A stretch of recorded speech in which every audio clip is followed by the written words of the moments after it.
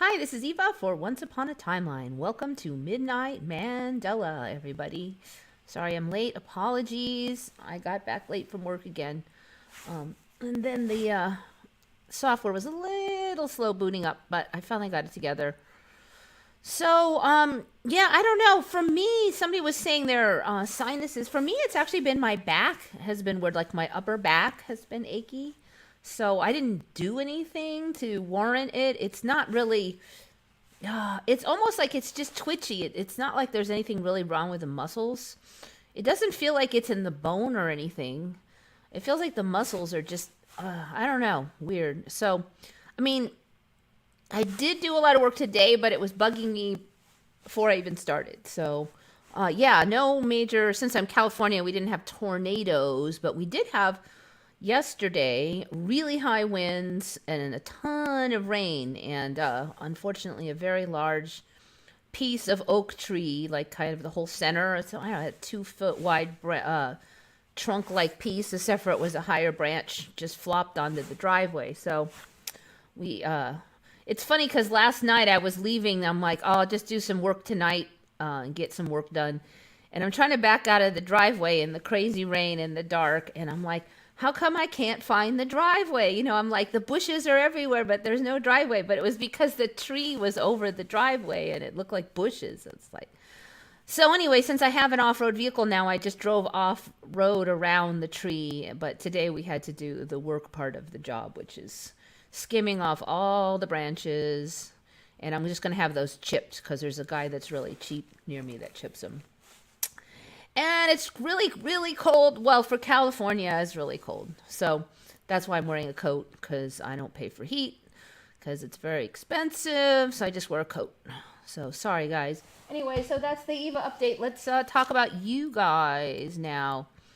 Dark Wolf's Den was in. Maybe he'll come back. Jennifer Silves, Burgos, Ann Gaynor, Shari D, Brian Bradshaw, John Austin came and went. Andella, Angels Don't Fall, Preliminal. I have to get used to that one still. I think that's everybody. Lord Frybread, Sapioitzen, Linda Lava Lamp. I think that's everybody. Now for reals. Live chat mode. Oops, you know, I had it on the top of my notes, but then I flipped my notes over, so I'm glad you noticed it. All right, now we're in live chat. Capalicious is in, John the Savage, Bubbles, Art Generica, and Gaynor. I'm not sure if I said that. Mondi Hendricks is in. So what, it's like all different, it's all re-scrambled, I don't know. It's preliminal, minimal. Yeah, I know. That's how I'm feeling now. Having to do a yearly rabies shot is new to me. Used to be one and done, and they give you a metal tag. Now you have to get one every year. Dang, you know, for me, I don't know if they changed it or what, and it may be a different states, but it was like once every 2 or 3 years for dogs, and I think I'm not sure on cats, but for dogs, it was every couple years you were supposed to get the rabies. It wasn't every year, though. So, okay, so what's going on? Actually, I just found this one today. So what is that? I mean, it's a volcano. This is true, but you might notice it looks a little different because it's like reverse. It's like the volcano is white and the lava is black. So we have the normal volcanoes that you're used to, and then we had suddenly those volcanoes with the blue lava, and those started out as one volcano like that, and then it spread, so there's multiple. So now we have a new kind of volcano, and it spits out black lava that turns white quickly. So there's only one of them now. Now, what happened with the last kind of new volcano is it started out as one and then it spread. So keep a sharp eye on this one. I am almost ready to bet good money that this one is going to turn into more than one kind that has this kind of volcano, black lava. Okay, so this one is called Oldoinyo Lengai, which in Maasai means mountain of God. Active volcano in the Gregory Rift, south of Lake Natron, blah, blah. It's in Tanzania, Africa. Okay. So you can see here we are at the wiki. There's very little. So there's that whole bunch of info. Couple sentences on geology. Unique among volcanoes in that it produces natrocarbonatite. Hopefully I'm saying that right. Natrocarbonatite lava, a unique occurrence of volcanic carbonatite. I've never heard of carbonatite. A few older extinct carbonatite volcanoes are located nearby, including Oma Mountain. So they're extinct. So, okay, there is a few others, but they're supposedly extinct. And they're nearby. Where most lavas are rich in silicate minerals, the lava of Oldoinyo Lengai is carbonatite, rich in the rare sodium and potassium carbonates. And they're called nyrarite and gregorite. Due to this unusual composition, the lava erupts at relatively low temperatures of approximately 950 degrees F or 510 degrees C, which is about 50% less hot than the normal volcanoes. The molten lava appears black in sunlight rather than having the red glow common to most lavas. It is also much more fluid than silicate lavas. So I found a tiny little video that showed it flowing, and it looks like water when it flows. It's almost like it's got just like really thin mud. It slops out really fast like water. Often less viscous than water even. Wow, often less viscous than water. So if it's less viscous than water, that means it flows even faster than water. Much more fluid than silicate lava is often less viscous than water. Wow, okay, I didn't catch that sentence earlier, but that's so... there's not a lot of things less viscous than water, maybe like oils or something. So that's actually really creepy. The sodium and potassium carbonate minerals of the lavas erupted at Oldoinyo Lengai are unstable at the Earth's surface and susceptible to rapid weathering, quickly turning from black to gray in color. Basically, it's almost white, like ash. The resulting volcanic landscape is different from any other in the world. The ash spreads over the surrounding grasslands, leading to a unique, succulent, enriched pasture. So this I am familiar with. Ash does help the soil quite a bit. It's not always perfect in its raw form, but a lot of plants will like it. It's definitely better than, if you're out in the desert and there's just regular sand. The ash really helps out. This makes the area a vital stage on the annual wildebeest migration, where it becomes the nursery for the birth of several thousand calves. Okay, now they have a record of eruptions, blah, blah, blah. Most recently was in 2007. I did not hear anything about this thing in 2007. Before that was 1960s. Okay, I wouldn't have heard about that, but I should have heard about the 2007. Oh, wait. 2008, 2010, 2013. So I definitely should have heard about 2013. So... the volcano resumed natrocarbonatite lava flow, which started to fill the large crater from the earlier eruptions. As of 2013, there's a large active hornito on the western edge of the crater floor. During June, residents near the volcano reported several earthquakes. The new crater is inaccessible, and climbers have only occasionally glimpsed into it. I mean, I'm sure they could fly some drones over it, but... I guess this was only updated in 2013 then, and that was it. So maybe it didn't do anything else. Anyway, I don't think... I'm really suspicious about this because I looked up weird volcanoes and stuff when I was researching the blue volcano, the blue lava. So here's some of this dried natrocarbonatite. Yeah, I think I said that right. So you can see it's quite a different look. There's the caldera. The fresh stuff's black, the old stuff's gray. It's like reverse time. Opposite land. Okay, so it looks like snow on the mountain, but it's really natural carbonatite that's dried. That caldera is creepy too. It's like super steep.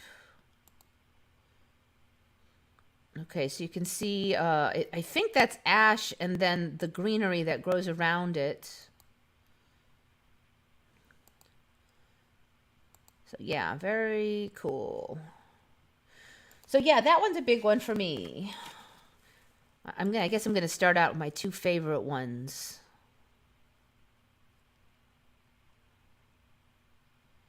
All right, I'm already in live chat, Sapioid. So somebody else already told me, so it says live chat right there.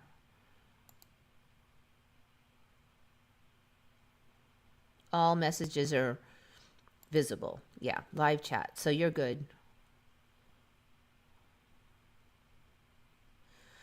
I own a taco, so I guess immune is a taco carbone. Okay, I'm not touching that one.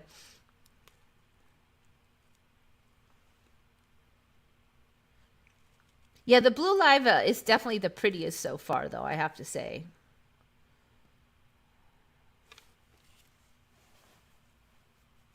My husband's beard keeps changing colors every couple hours from black to salt and pepper. It's been doing this for a week. After he was dying, he said no. He said, no, I think I'll start. Yeah, maybe if he dyes it in all the timelines, that'll start. Does he notice the changes? That's what we need, faster flowing lava. Yeah, it flows faster than water, according to that, if it's less viscous than water. I mean, I thought it looked like water, but see, it was kind of an old video, and I thought maybe it was a little off speed, but it did look like it was flowing pretty dang fast, and it's thin. But it's still 1,000 degrees Fahrenheit. Viscous. Viscous means like the thick. Okay, let me just look it up. Definition. Viscous. That's like the stickiness. But water's not sticky at all. If it's viscous, it has high resistance to flow. Sticky. Yeah, viscous is stickiness. Resistance to flow. So if it's less viscous than water, that means it flows faster than water. It's less sticky than water. So yes, it's going to be faster than water. And then, like I'm telling you, check it out yourself. I don't want to. I got to be careful with these kind of National Geographic type videos because they're usually very much guarded. But check it out. You know the name of it. You could just call it the natural carbonatite lava or something. You can find it on Google. But yeah, it's faster flowing than water, less viscous.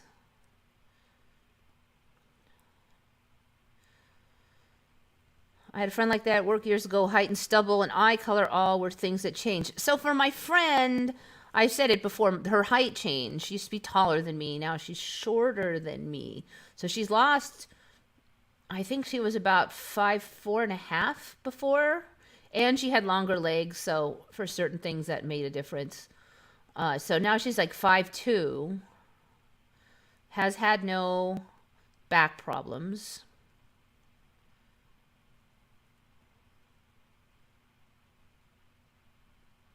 My mother-in-law's tattoos comes and goes. When the tattoo is there, she loves me, and when tattoo is gone, she doesn't like me. It's weird. Well, at least she's got a label on her, so you can tell what mode you're in. So yeah, I don't know if you remember Mandela Effect, the channel. He used to have a cut.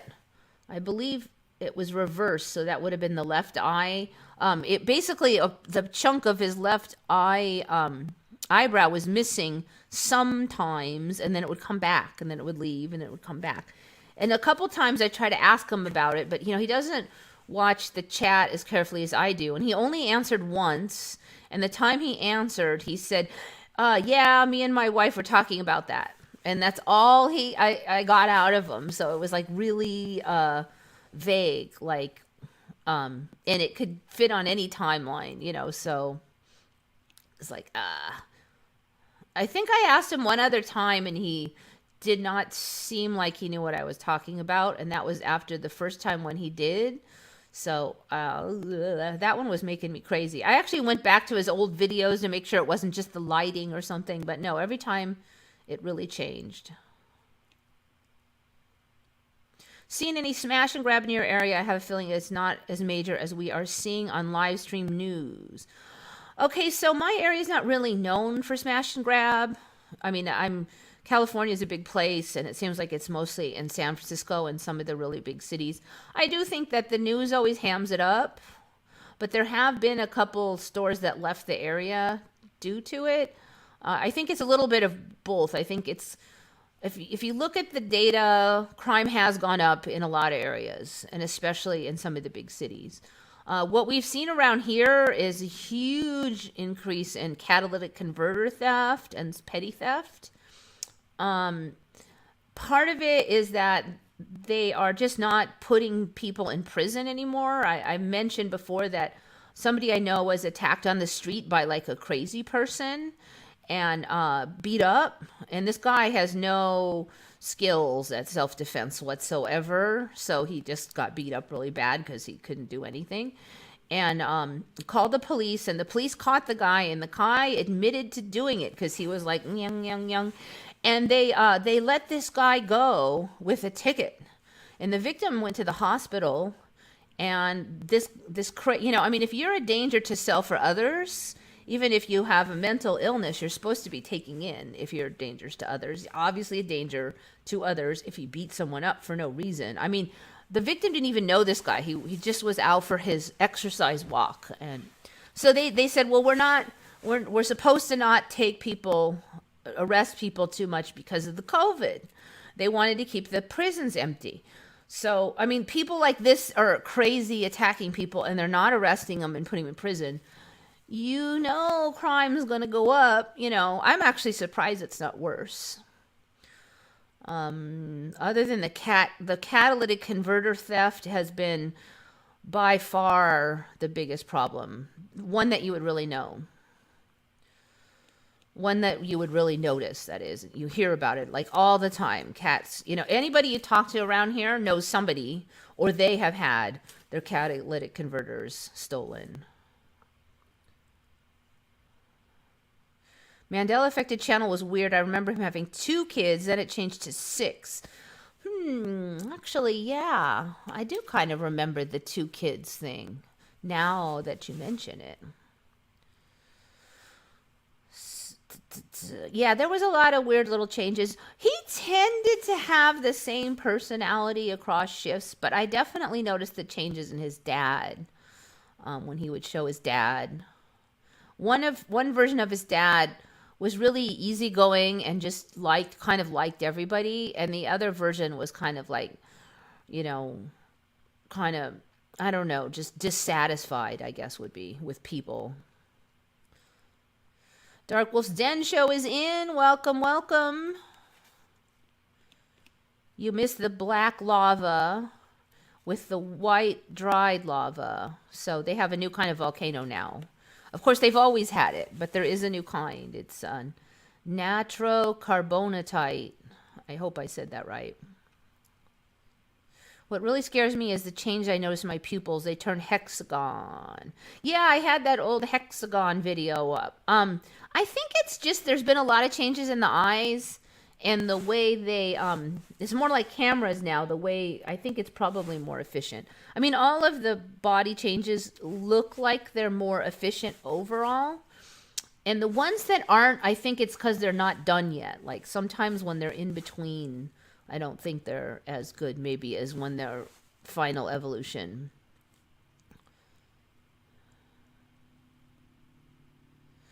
So they are giving away cases now just to try and clear calendars. Oh, you mean like court cases? They'll just let you win? I mean, if it's just like minor traffic tickets and stuff, I'm fine with it. You illegally parked or something once. But cat converter stolen from my wife's car. Yeah. Yeah, I'm thinking of getting some catalytic converter like covers for mine because I do kind of park it when it's in my house. It's kind of behind a fence, but I do park it here and there and kind of late at night sometimes. And mine is lifted, so it's really easy to shim under there and steal stuff.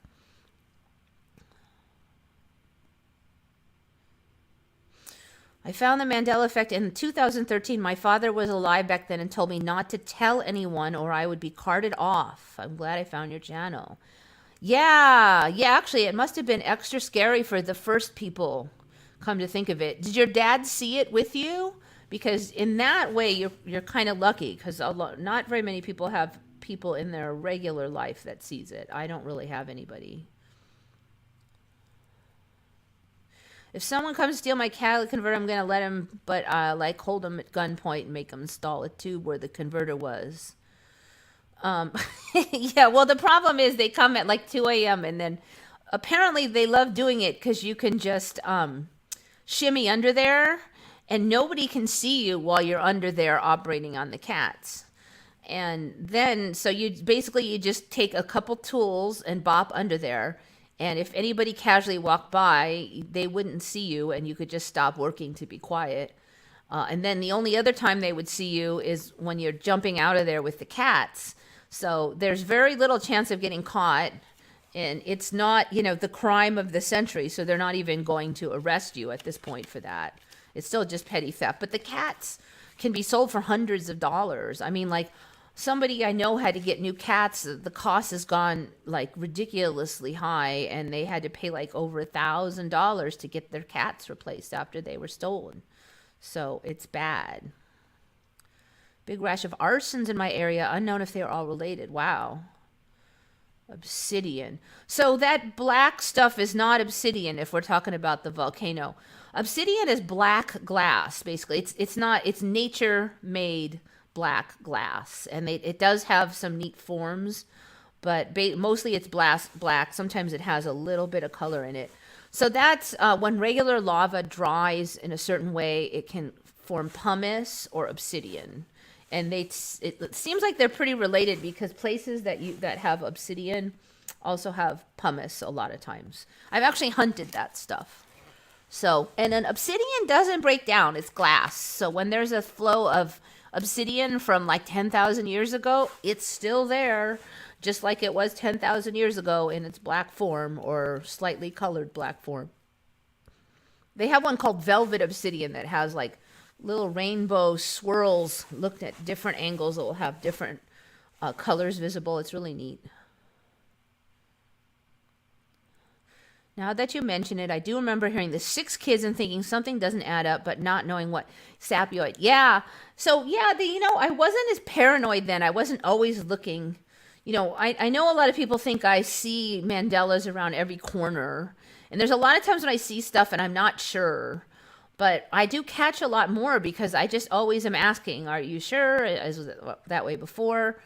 But I wasn't doing that in the beginning of the Mandela. So the 6 kids thing, I mean, I do remember thinking, dang, I didn't think he had 6. I do remember thinking that, but I wasn't paranoid or suspicious enough to like question it further at the time. So, I wouldn't be surprised if that was one, but if I had paid more attention when it happened, I probably could have traced my memory back to why I thought it was 2 and if there was really good evidence of 2. And I'll tell you one thing, though. His videos changed a lot. There were other videos that had certain things in them, and I went back, and the video had changed. And then people would come on and say, oh, your video from 6 months ago changed, and they would know some other change. And, yeah, it was really trippy then because I'd watched every one of his videos, and I didn't watch a lot of other videos. So when they changed, I, really noticed it.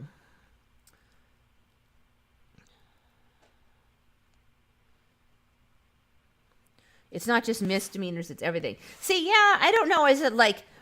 Is it just part of the timeline degrading that they have to have excuses for a whole bunch more crime or what? Because it really makes no sense. So we're afraid that they're going to get COVID. So we're going to let them all on the street to murder everybody. I mean, how does that make any sense at all. I mean, if you don't want to go to prison and get COVID, then don't be like beating people up on the street. It's like, is their danger of COVID like more important than my danger of not dying from being beaten to death? That's the thing. I mean, I could see if it was some misdemeanor stupid charge, but not for the violent crimes. And so, yeah, I wouldn't be surprised because, like I said, that guy beat up somebody and they gave him a ticket and let him go. I mean, what the heck, He had two girls at the beginning and then a boy was added. Then boom, one day he had 6 kids. Yeah, I remember the 2 girls. That's what I do remember, those 2 girls.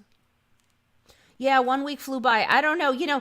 There was a couple of days like over a week ago that seemed like they went really slow, but well, not really slow, but sort of more like normal. But now we're back to the speedy times.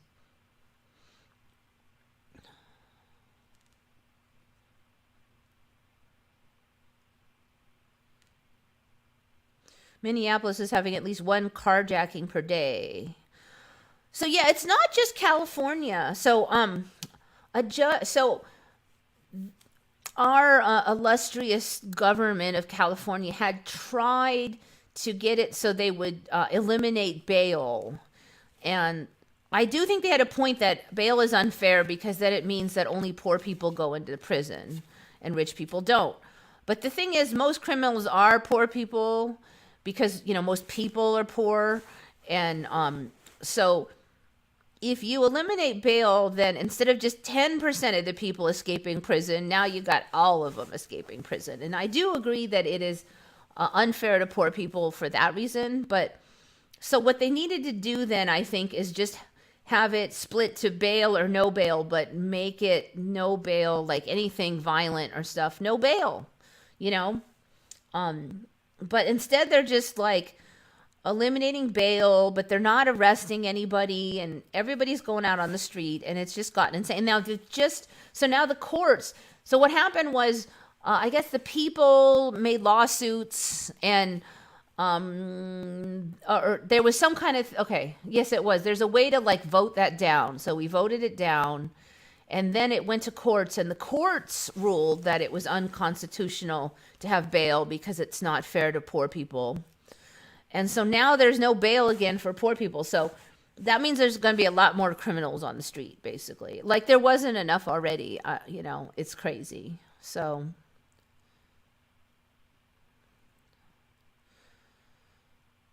they need to do something with the system where violent people are on the streets. And I mean, you can't just pull in a violent person who just admitted to beating somebody up and then let them go. Anybody else have the Groundhog Day sort of experience? It's like Monday and then its next day is Monday. Yeah, they're not all the same, but it just seems, it's kind of weird because even non-Mandela people are saying the world feels fake and surreal. And I've noticed a trend where they're trying to blame it on Facebook, believe it or not. Oh, social media is making people feel the world is unreal. But I don't think so, because I was already starting to feel that before I was even on social media. I mean, like, I never was on MySpace. I almost never went on Facebook. But when I was on Facebook, it was like 20 years ago I was on it more, and then it was less and less and less. And then I wasn't really on any social media for a long time, except for occasional Facebook visits. And then I learned of the Mandela. And when I learned of the Mandela, that's when I joined Reddit, because I wanted to talk about the Mandela, and it had Mandela effect stuff on Reddit.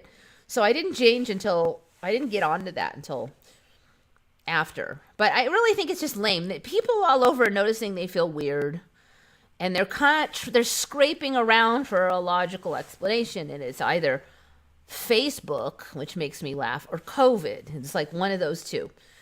Like, there has to be a logical explanation, and those are their best shots. Then people go around saying, oh, well, so-and-so came up with this whole theory, and I was like, you know what? They're making their best guess based on their life paradigm, but they're not there's no way to say what's causing that. It's just funny that someone writes an article about it, and then I get to hear this article thrown at me as if that person that wrote that article is anything more than a regular schlep who is kind of good at writing. Like they would somehow have the answers or something. Like their opinion would be better than mine because they're a writer. But I'm like, this guy is not even a scientist. They're just a dude that wrote an article.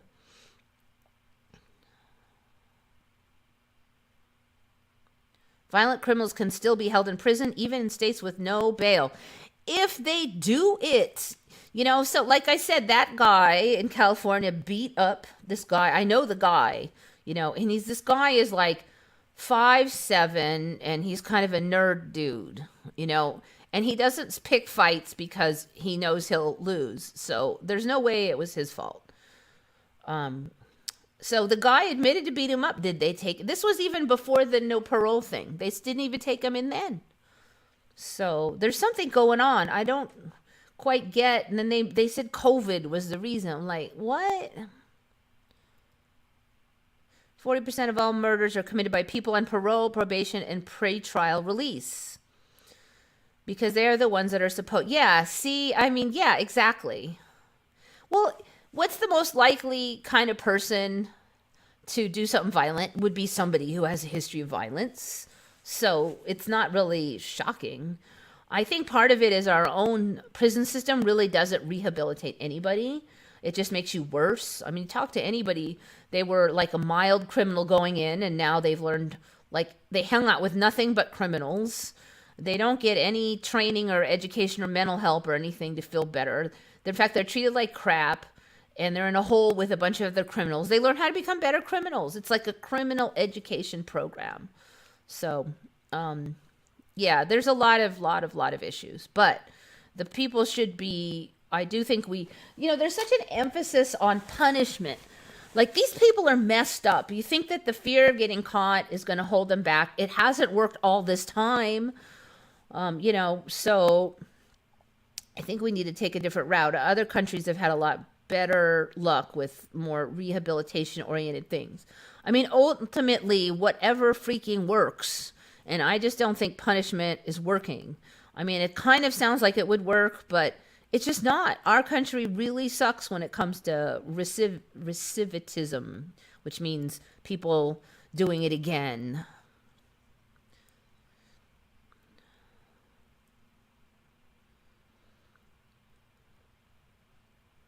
Laws only exist for poor people to a large extent. Sometimes they catch some of those rich people, but yeah. We're in the destabilization period. Now they just embrace civil disobedience. I think you mean disobedience, looting, etc. Yeah, well, looting from like Walmart, I'm not condoning it certainly, but it's like you found $10 on the ground and you just took it. That's not the same level what we're seeing here. We're seeing basically people have made a career out of being a criminal, not working. If this was conventional reality, I'd probably say we're really digging a hole, because it seems like once crime really digs in, it's really hard to like root it out. It's like a weed. Once the seeds are spread, it's very hard you can keep chopping the top off, but the plant is still there. But, timelines are so weird now. Who the heck knows, Maybe that's not true anymore, but...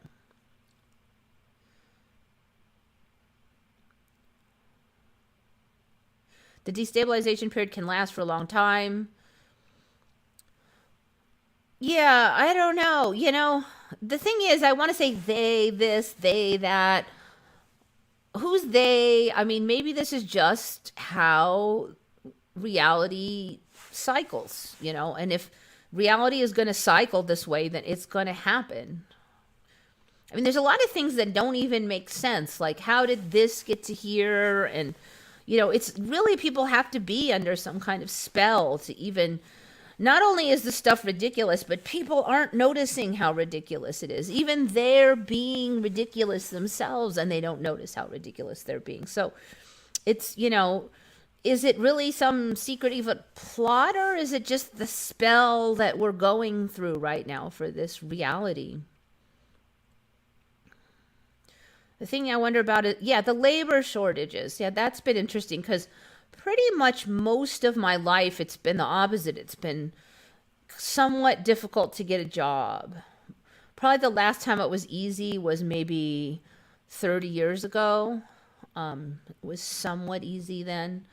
This is definitely the easiest I've ever seen it.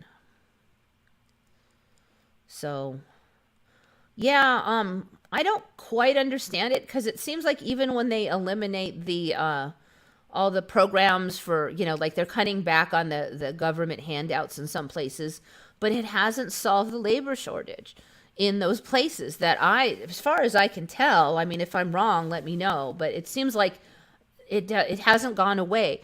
So, I mean, what are these people all just living in their mommy's basement? I mean, frankly, part of the reason I got a job when I was young was because I freaking needed the money.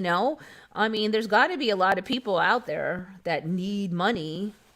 And I think back when the collapse, the real estate collapse was about 15 years ago. I mean, you had people lining up around the block to get a job as a bag boy, okay? So everybody was starving then for any freaking job. Where are all those people? They must still have rent to pay and stuff, right? So I don't know. And they increased unemployment options then also. So I don't quite get the labor shortage. I mean, you could say lazy teens and stuff, but to this level?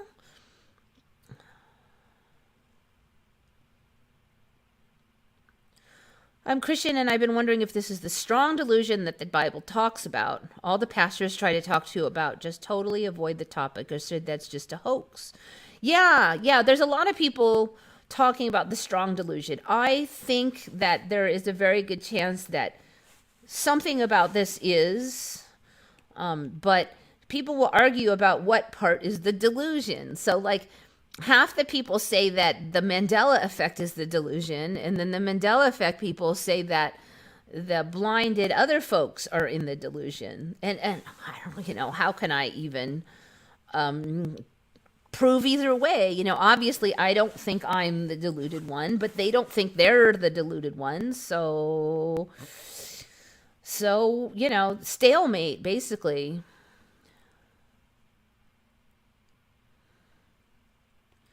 If you steal something that is worth 3K but is on sale for 100 or whatever, you still get prosecuted for 3K, bumping it to a felony.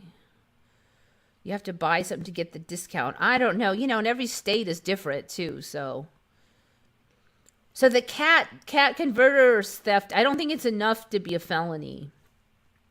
I think beating someone up is probably a felony, isn't it? I mean, I don't know. I mean, he went to the hospital.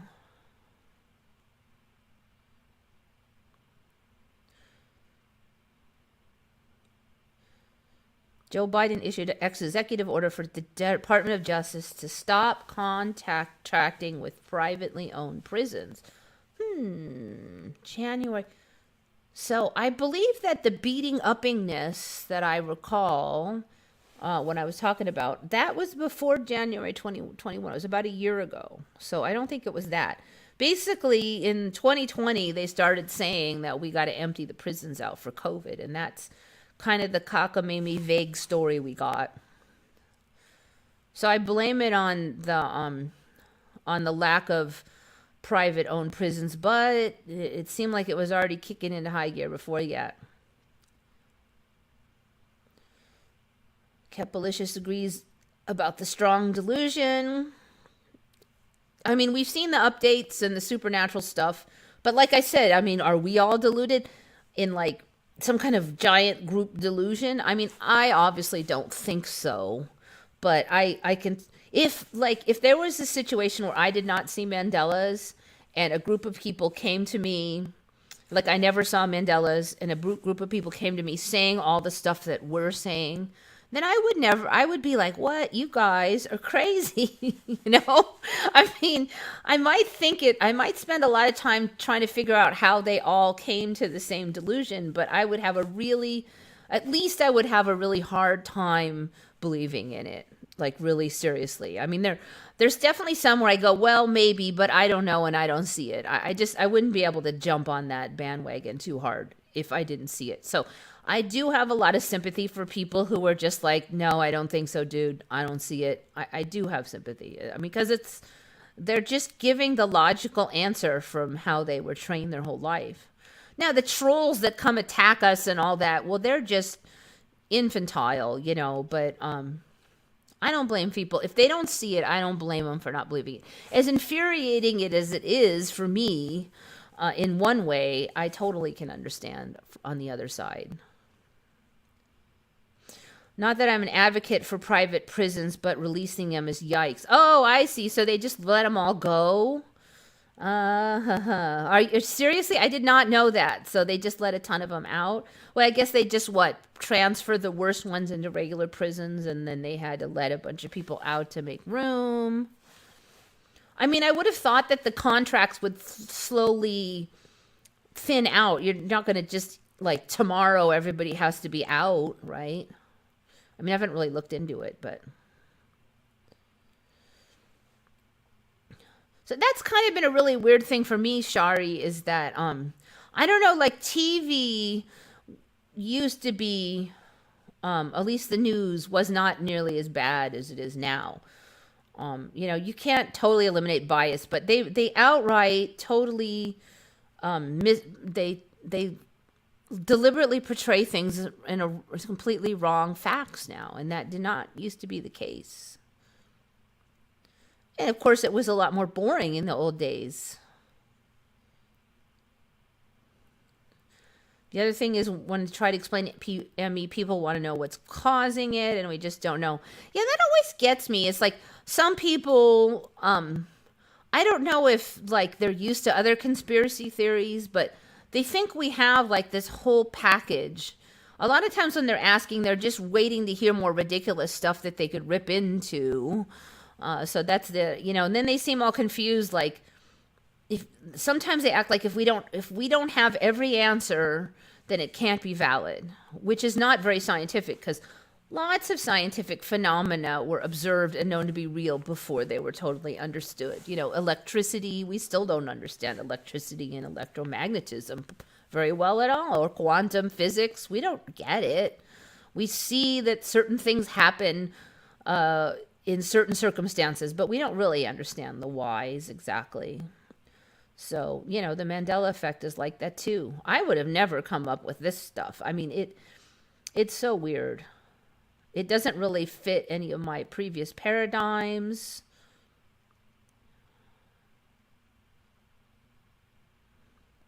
Really seems like they are trying to scare us in every possible way, even bring aliens and asteroids. Yeah, the solar flares and the earthquakes and the super volcanoes and the variants, and then there's always something. We've been conditioned to believe anything is supernatural, is psychotic. That's true, and I think religion is part of that, which I've long been confused by, because if you read the Bible, it is just chock full of supernatural events but now if anything supernatural happens, that's only the devil. But all kind of crazy stuff happened in there that was not from the devil. So the logic is a little confusing on that one. And I don't remember anywhere in the Bible, maybe I'm wrong, correct me if I'm wrong, but if there's anywhere in the Bible that says every supernatural thing is from the devil or demons, I do not recall reading anything like that.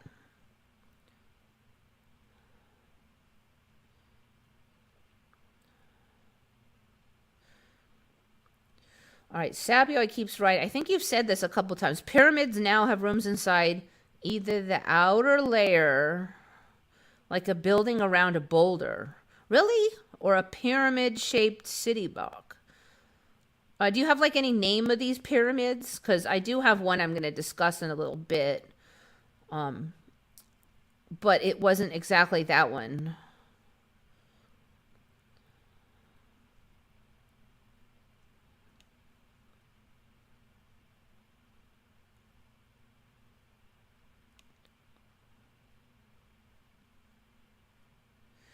I just don't see a way of MEP happening without either the laws of nature we don't understand or human intervention through a tech we don't know.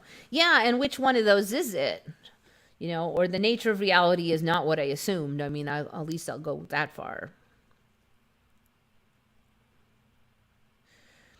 Seems they think we're really stupid, like no one is allowed in or out of Australia, so how did they get the variant? Okay, last I checked, which was like a week ago, the variants discovered in Australia, the new Omicron, and I'm not going to say anything that is contra the narrative right here, so I can say the whole words, but I wouldn't use the words too much.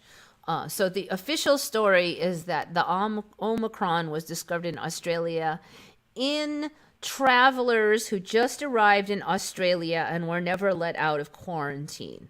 So it's not really in Australia because they caught Omicron at the border. Travelers that came from Africa is the story. So I know that's going around, and certainly, as you all know, I am not one to trust many things about the story, but that particular story does hold up if you look at the details. Now, if you've heard anything about Omicron getting into Australia, then let me know. But when I checked it a week ago, they said there were 2 cases at the border, and they were in quarantine. They never entered all the way into the country. So, it makes sense. Only time I watch TV is for old movies. I've been watching some of the new movies. Since I started taking the B1, I feel a lot better and I have more interest in things. So, watching sci-fi, Mandalorian is pretty good. If you like, the old Star Wars stuff. I mean, it's, when I'm older now, I realize certain parts are a little simplistic, but, it's still fun.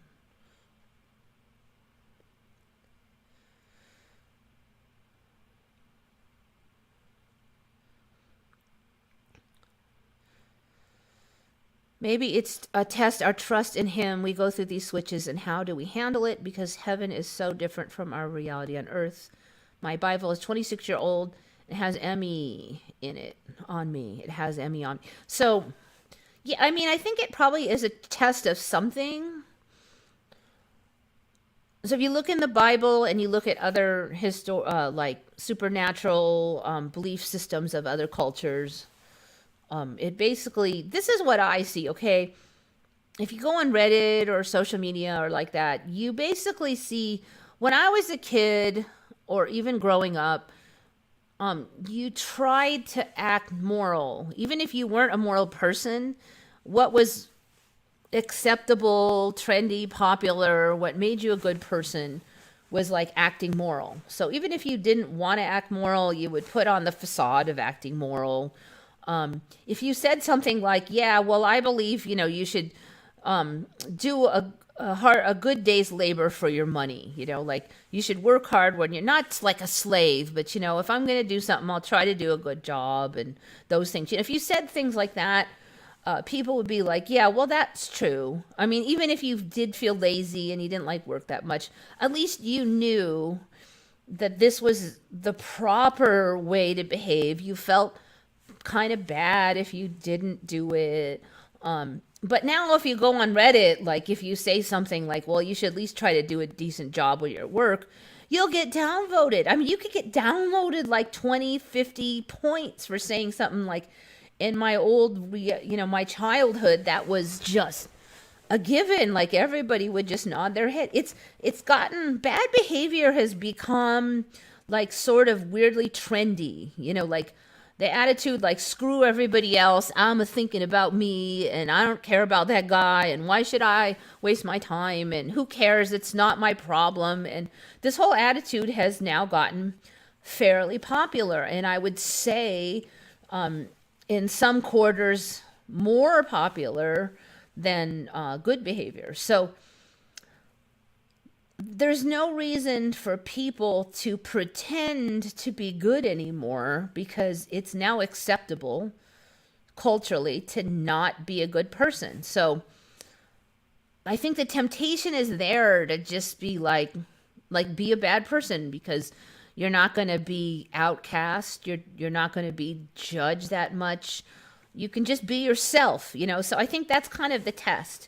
What kind of self are you really? Are you going to keep being a good person or try to be a good person because you believe it's right.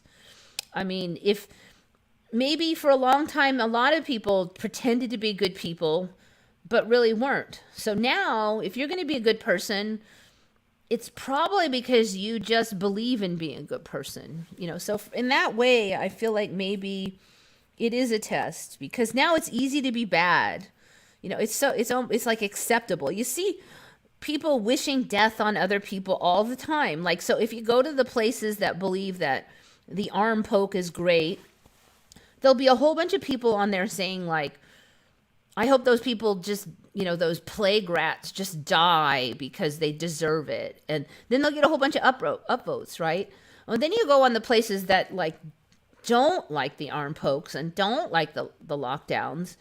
And then they're like, oh, well, go ahead and get 5 boosters and I hope you die, you know. And that is also pretty evil thing to say, you know, because a lot of people who are getting these boosters just think it's the right thing to do because the TV told them, and they're not necessarily like evil, bad people.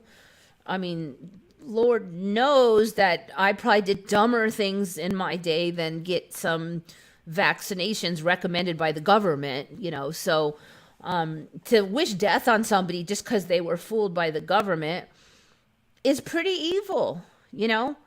So it's easy to be evil now, and you'll get a bunch of upvotes in your group if you say that, you know. So that's why I think it's a test. Don't be evil. Try to be kind, you know. I know it's hard sometimes, but degradation of morals, yeah. You have to go by your inner compass now because it may not even be popular to be fair anymore. So that's, to me, a big test. Yeah, like the old saying, kill them all, let God sort them out. Yeah, no, that is not Jesus's way, you know. Logical danger. The Bible warned that love would grow cold in the last days. It is definitely happening. Yes, even among self-professed Christians, no one has love for neighbors. Yeah, and you know, and people will say, well, I care about others, and if you don't, then you should die. You know, if you don't by not getting the medical treatment that I say, then go ahead and die. You deserve it. I'm like, I thought you cared about others. Well, only they care about others, but only the others that agree with them. Otherwise, you could go die. You know, I mean, it's like they don't even see the irony of that statement.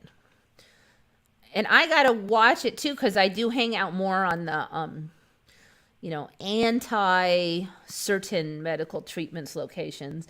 And there really is quite a lot of hatred on there, you know, blaming the lockdowns on the people who are putting up with it and not fighting back and blah, blah, blah.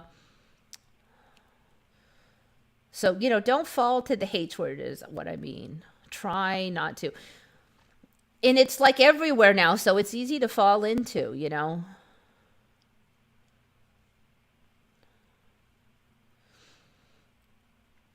All right, so anyway, we got that one done. Earth's only... Okay, there was one, couple more articles on the natrocarbonatite. Okay, that was that it weathers. I think that was it. I think I covered all that because I kind of memorized it by the time I got here. All right, yes, I covered all those. Okay, so now I think I have all the good ones here at the end. Do you guys remember the time? If you remember this, I'm going to scream, but it makes me laugh. Do you remember when Jimmy Carter stopped a nuclear holocaust? Like physically went into a melting down nuclear reactor and stopped the nuclear meltdown. Okay, Jimmy Carter. Do you remember hearing ever about that? When Jimmy Carter was running anything? I mean, because like I must have heard a gajillion times about he's working for Habitat for Humanity and the peanut farm and all this stuff. And I had never once heard about him stopping a nuclear holocaust. Okay, so I don't know. Have you guys ever heard of this? Because I'm like, what? Jimmy Carter, yeah, you know, American President Jimmy Carter. Uh, yeah, okay. Because I mean, maybe I'm a little bit young, but still, I really feel like I should have heard about it by now. I could be rich. Okay, John the Savage. I could be rich if I didn't have principles, probably, but I'm broke. That one I would say be careful, because I think that's something that reality teaches us right now that is false, is an attitude that in order to be rich or do well, I mean, I don't know if you'll become Bill Gates, okay, but in order to do well, you have to not have principles. And believing that paradigm, I think, is dangerous, and I don't think it's accurate. You can have a very successful business, giving a fair job for a fair price, because as word spreads around, you'll get more and more work. And you can still just say, look, I'm in demand, so I've risen the price. I'm one of the most popular people in this area, and that's why I charge more.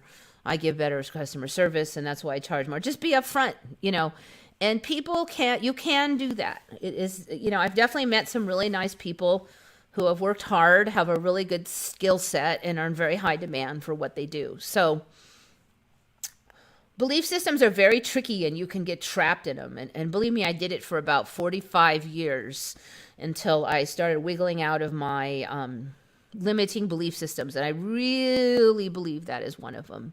So you feel like you have a choice of two things, and you never just have almost never have just a choice of two things. You can be very ethical and still do well. You got to find that. If you know that path exists, then you can find it. But if you don't believe in that path, if you don't accept that it exists, you're not going to find it. Very tricky. This reality is so damn tricky. I remember he was in a boat and his Secret Service whacked with oars a rabid rabbit swimming after him. Pure wildness. I have not heard that one. No. Sure, if you have a bunch of money, the first place to start with. No. So what was that? It was about, that wasn't that long ago. Early 40s, very limited skill set. I used to paint houses, but the market had collapsed with that last economic collapse. There was no work. I got some crap job working at Indian trading post type place, which I hated because the boss was a psychopath, but you literally could not find any job anywhere. It was pretty much like bottom of the barrel, and I was able to dig my way out, and I did that by selling stuff online. And it's probably about as honest as you can get, because you describe your item and you give them the price, and if you don't describe it accurately, you'll get a bad review. So you're not even tempted to cheat because you don't want to get a bad review. In fact, I tend to make my stuff, like, I try to explain every bad thing about my product so that nobody complains, like, this product might be slightly brittle because it's natural, things like that. So you really can't hardly even cheat if you wanted to. And I was able to dig my way out, and I have a really good business now. So I started that business with about $300 spare bucks that I got by doing a moonlighting job of dog babysitting or dog sitting. So $300, and now I have a good business.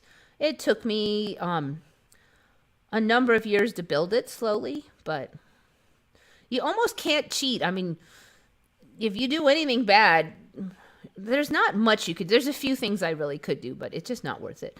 Like, you could treat your employees bad, but it's really not worth it anyway.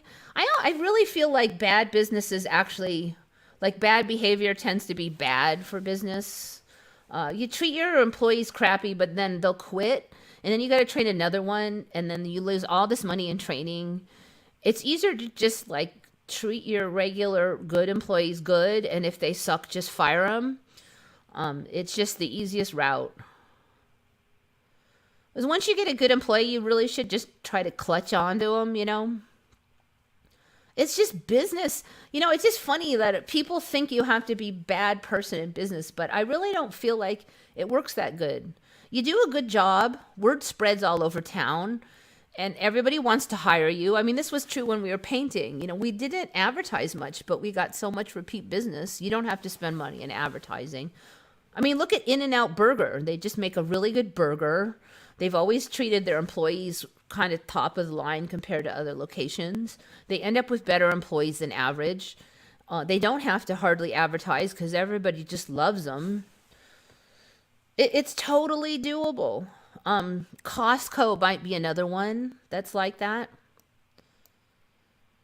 So yeah, those places need money, but if I look at if I was really more if I was really more go-getter, I could probably build my business a lot more. Kind of the problem is that I kind of get like enough money and then I'm not as motivated. So it's doable, but you know how I had to do it? The one thing that I had to do, the one crucial thing that I had to do was that I had to change my attitude about things. Is you don't change your attitude about things, your life will never change. I've really learned that. You know, your attitude is totally affects your decisions. And if you don't believe if you think you can't do it, then you can't do it. You won't try it. You always have excuses not to do it if you don't believe you can do it. And the flip side, you have to be willing to deal with failures. So there's a lot of things like I don't know if I could do it, but it's worth trying. And if I don't fail, if I don't succeed, I can try a little bit different route. That kind of attitude. If you get that kind of attitude,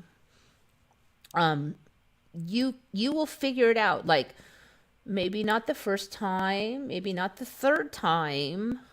So, part of the thing that helped me with this is my old boss was such a idiot and he was such a jerk. And I kind of saw him like this guy, he only succeeded for one reason. He was actually really good educational tool for me because he succeeded by trying really hard. Like I really, as close as I can, I don't want to say I hate people, but he was about as close as it gets to me hating somebody. He really was pretty evil. And he was many ways dumb. But he succeeded, and he succeeded because he worked hard, fairly hard, and he never gave up. He would just keep trying stuff and trying stuff and trying stuff. And even though 3/4 of what he tried was kind of dumb, sooner or later he just hit on something. He would hit on something that worked, that sold, that people liked, that whatever, the shtick that happened. He never gave up throwing spaghetti at the wall until he found a strand that would stick. And that's when I kind of realized, I'm like, well, if that idiot could do it, I could do it. And I won't have to take as many tries as him because I will make smarter tries than him. And that did happen. So he was, in some ways, he was totally inspirational, but not in the way that he probably would appreciate me speaking of. They call it the American dream because you got to be asleep to believe in it. No, I don't think you do. I don't think you do. But as much as they call it the American dream, I think as a child, from early on, you are told bad advice on how to make the American dream happen. You're not raised in a healthy psychological environment generally. There are some exceptions. There's a lot of negativity. You're told what's important in life is fancy cars and looks, and that is not what's important in life, and it does not bring you happiness. You're taught that if you get the fancy car and the sunglasses and the good shaped butt, that you will be happy, and you won't. Those things can't bring them to you. So it leads everybody down the garden path, and like that other one, you in order to get on, the way to get on the top is to step on other people. There are more than one way to succeed. That may be one way, or I think it's this: if people believe that's the way and they want to succeed and they're willing to do that, they can succeed that way. But it's not the only way to succeed. Like I said, Costco, In-N-Out Burgers, there's others. They succeeded in another way. And if you believe there's another way and you still want to succeed, then you can. Where there's a will, there's a way. God helps those who help themselves. Yep.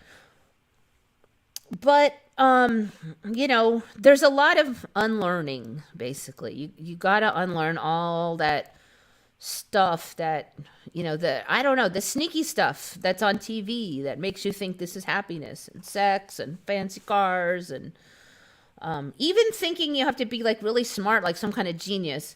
It helps, but if you're emotionally smart, It's interesting how reality can just flop the right opportunity in front of you. You don't have to be that smart. A lot of my best ideas came from customers who just asked for stuff. Like, oh, can you just do this? I'm like, oh, yeah, I think I can. And I'm like, well, huh. And then, there was a couple times I was really slow. So, like, 2 or 3 different customers asked it for the same product. And finally, I'm like, maybe I should make this product and put it up on for sale, instead of just waiting for people to ask for it. In some ways that was kind of slow that way, but so yeah, some of those customers came up with some of the products ideas that I now sell tons of. Thank you, customers. I would give them a huge discount too, because they made me think of something. I didn't, they came up with a product idea for me that has been amazing several times. Step pyramids are hollow and full of rooms. Okay, step pyramids are hollow and full of rooms.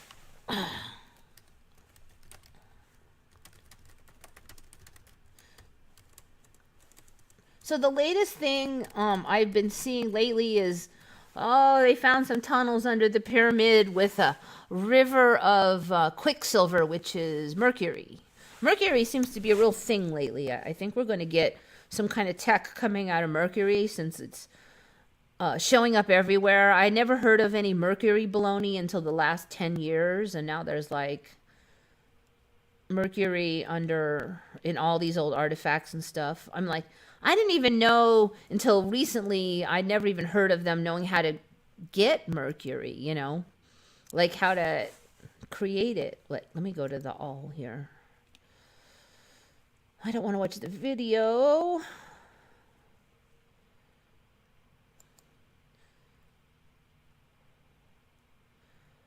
Okay, so, whoops, that's my phone. This is the normal pyramid thing. Oops, somebody gave me money. $5 from Ghosty333. Thank you. So nice to see you live again. I'm not usually awake at this time anymore. Well, thanks for coming. But, anybody who also watches later, you're just as welcome. I usually have enough people talking on the show that keeps me busy. That's kind of one of the things about being at midnight is if there was like 3 times as many people talking, I probably wouldn't be able to read any of it because it would just be too much. Okay. All right, so this is the regular pyramids. I think those are the regular shafts. I think I remember that show. So this one doesn't really show step pyramids.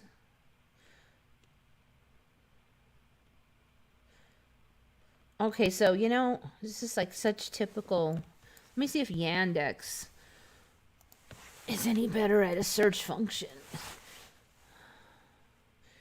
So I typed in step pyramids, but all I got was pyramids with steps. Step pyramids. Maybe this one? I'm not sure what this is. Oh, I don't think that's English.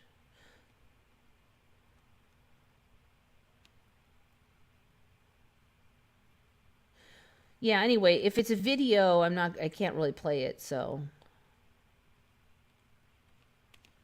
Step pyramid, let me just do hollow. See if I can find anything there.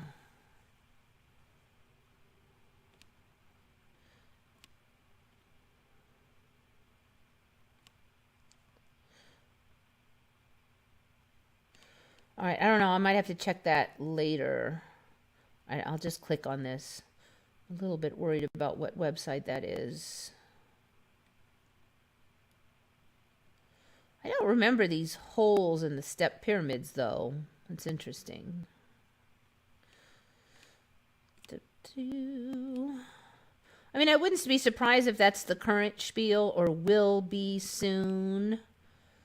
I don't think they probably were like 10 years ago, but that's one I recently saw. All right, so let's get back to our dear Jimmy Carter.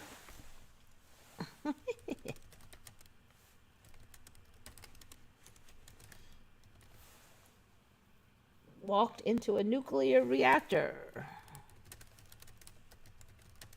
This is kind of sums up how I feel about lots of history now, is like the iconic image of blah blah blah. I'm like, I've never seen that image before. The famous time when Jimmy Carter did blah blah blah. I'm like, what? I never heard of that before. All the time I'm like in a whole alien world. I don't know the history. I've never heard of any of this iconic, famous, infamous stuff. Jimmy Carter isn't generally described as a badass, but in December 1952, there was an explosion. So I never even heard of this one. Because they used to, like other ones that happened, they'll say this is only the second time in history that a nuclear reactor melted down, blah, blah. I never heard of this one being mentioned. There was an explosion in the reactor of the Chalk River nuclear site in Ontario. I don't remember Canada having a near nuclear reactor meltdown. The reactor was in partial meltdown and it was flooded with radioactive water. This was very bad. It was going to have to be dismantled and shut down by hand. I've never heard of this either. Like, once they're in partial meltdown, I've never heard of you just go, you could just bop down there and dismantle it and that'll fix it. I mean, there's a nuclear reaction happening at that point. And my knowledge was always that the best that they could do was try to cool it down enough to stop the reaction. I've never heard of them going, yeah, just go down there and dismantle it. Basically, somebody was going to have to make like Spock at the end of Wrath of Khan and walk into a melting down nuclear reactor. So I've never heard of this being possible with you even surviving, not to mention Jimmy Carter having done it. That somebody would have to be, like Spock, both brave enough to face deadly radiation and smart enough to understand how a nuclear reactor works. This job fell to Lieutenant Carter and his team of 22 other Navy specialists. So apparently they all practiced like dismantling a replica of the reactor. He had to do his dismantling job in 90 seconds. It would have to be a relay race, wade in, get as much done as possible in 89 seconds, then get out of there while the next guy in line took his turn. So apparently Carter was one of the group that did this. A team of 3 of us practiced several times on the mock-up to be sure we had the correct tools and knew exactly how to use them. Finally outfitted with white protective clothes, we descended into the reactor and worked frantically for our allotted time. Each time our men managed to remove a bolt or fitting from the core, the equivalent piece was removed on the mock-up. So then after they did this, so apparently they dismantled it and then saved the day. Like, I don't really get how, I've never heard of this. It doesn't make any sense to me. His pee was radioactive for 6 months. And then they're like, oh, and it caught up to him when he was 90 because he got cancer. I'm like, doesn't like kind of half the planet get cancer by they were 90? Anyway, they were able to cure his cancer with some new antibody treatment. That was a few years ago. But anyway, so no, I've never heard of it. It just seems to me like when he was running for president and stuff, the whole concept that was the hero that stopped a nuclear meltdown, you would think that we would hear of this. So it seems pretty whacked for me. Apologize. Maybe if I see them, I'll change my mind, though. Yeah, it's the Wrath of Khan script. I know. I mean, like, we're running out of stuff now that they're just putting in the TV stuff right into reality or something. Since when can you just, I'll just run down there and work really hard for 90 seconds and then run out and then... So they put, the Japanese sent robots down, and I kind of got the impression they just sent them down to see what the hell was going on down there and how bad it was. They didn't really think the robots are going to, fix anything. I mean, unless the robots were down there with hoses or maybe fixing the coolant system, that would make sense to me.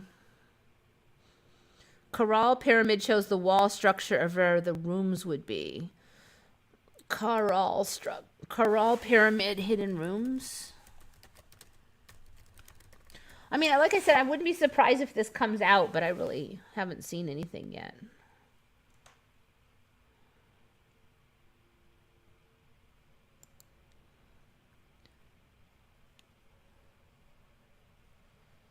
Oh, is it because, like, it's partially demolished or something?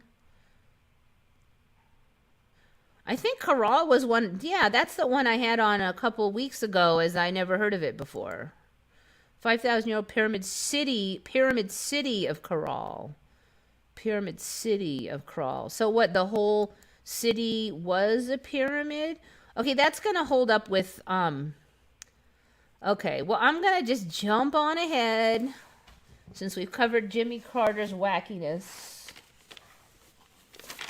to the other page, and we'll get right to the pyramid that I heard about this week, which is called La Donta.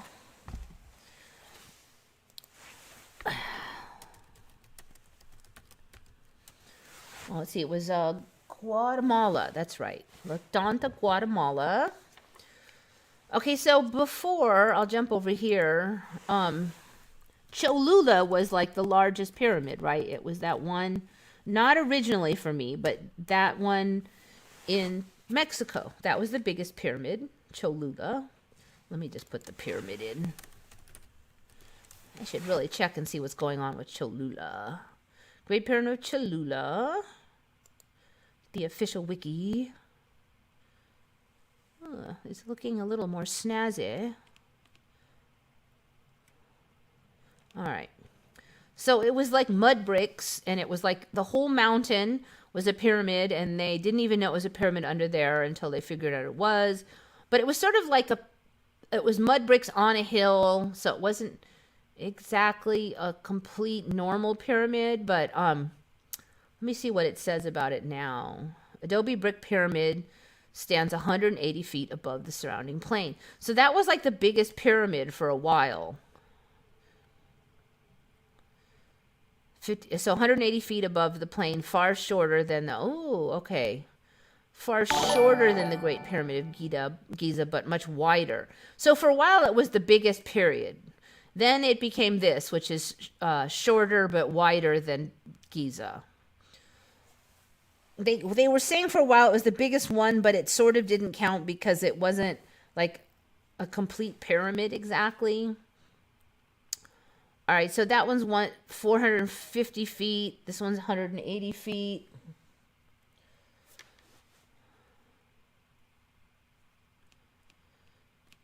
So so what I don't get now is this La Donta one. The La Donta one, they said that the ground of it is the size of like Los Angeles, which is really, really big.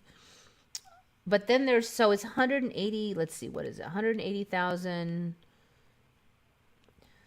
And it's Maya. So have you ever heard like a massive Maya pyramid in Guatemala? Larger than Egypt's Great Pyramid. So they're saying it's 236 feet total, but it has like a super wide base. Even bigger than Egypt's Great Pyramid. So have you ever heard of a pyramid that's not Cholula, that's like larger than the Great Pyramid? So that would kind of mean that Cholula is not the largest one then, sort of. So then they're saying it's one of the largest in the world, together with Cholula's Great Pyramid. So which is it? Now, I'm kind of having trouble tacking this down because they're not really giving measurements exactly. They're just saying it's one of the largest now. I have never heard of this one. So they're saying that it's like a whole mountain that is a pyramid underneath. Again, like they said for Cholula. And then there's like thousands of other structures, they say, in this place. The lost city of the Maya. La Donta Pyramid. So there's a show on YouTube where people were hiking up this mountain, and then they're like, oh, you're already on the pyramid, they were told, and they didn't know they were. They just thought they were hiking up a mountain. So they're saying they've only cleared the top part of La Donta. The largest of stretch, let's see. The ancient city is home to as many as 35 triadic structures, which are made up of massive artificial platforms topped with a series of 3 summit pyramids. The largest of such structures are El Tigre, which with a height of 55 meters, 180 feet, and La Donta. Okay, and La Donta was 236 feet. So there's 2 huge ones there, and probably more.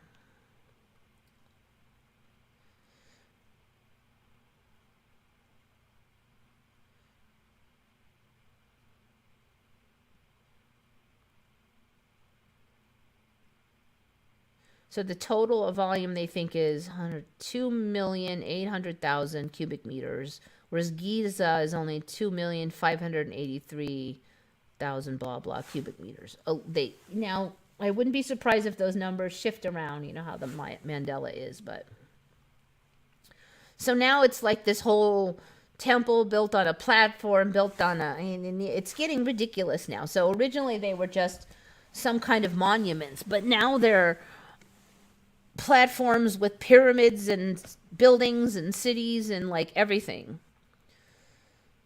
1,000 workers worked 18.44 years only in the landfill transport. Almost 7 million man days of labor only in transportation of the materials, mud and stone. So this was the ancient Maya. Yeah, so I don't know. There's not a lot of pictures of La Donta yet. I think we'll see more. Going back here. I'll pull up a couple of them. This is interesting. Okay, I was looking even just yesterday, and I didn't see one this good.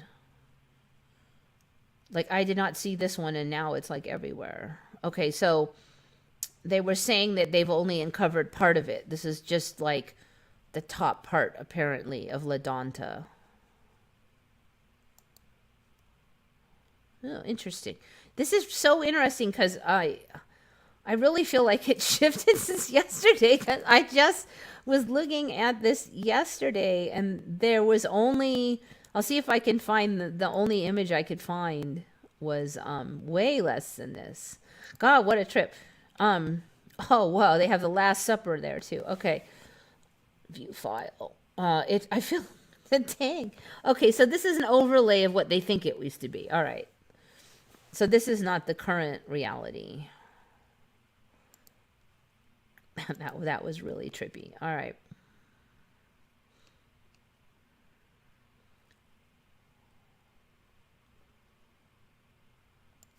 This might be it too. No, that's Mexico. Okay, that's a different one. Anyway, pyramids coming out of everywhere. So, there's these little hills around here. And I did notice starting about 2-3 years ago that one of them is looking like really symmetrical. And I don't remember it being that symmetrical. And I keep wondering if there's going to be like a pyramid found underneath there. Because I remember that hill being really natural looking. And now it looks like it could be a pyramid under there. I'm like, I think we should get a local pyramid because that would be really cool. Dang, I've never seen that one either. What is that one? American civilizations, Maya pyramids. So we're going to get a bunch of Maya pyramids. There's like a whole storyline laid out. Okay, here's some. Dang, none of this stuff. I didn't find any of this yesterday. Okay, so there's La Donta compared to other pyramids. There's Tikal. I've never heard of Tikal Futura. I'm assuming that's a future one. There's Cheops, and there's La Donta. So it's a 3-parter. Oh, check it out. So we got 3 tops on our pyramids now. So that must be why it's bigger, because It's not as tall as a few of the pyramids, but look at how fat it is because it's got three tops. I've actually never seen a three topper pyramid before, so very interesting. So yeah, it looks like we're kind of making room for them to be cities now. Three-parter. You know, some of these I'm like, why did I not even think of this before? Why do pyramids just have to have one top? I guess because it's so much work to get the one top that you wouldn't think of them making it so wide for three tops. But somehow it just seems like obvious the next step is to add more tippy tops to it. You can pause the video and show a bit here and there. Yeah, but I usually check through the videos in advance to find out where in the 2 hours of Yammer is the good clips. Otherwise, it can be really hit and miss, and I won't know what I'm looking at.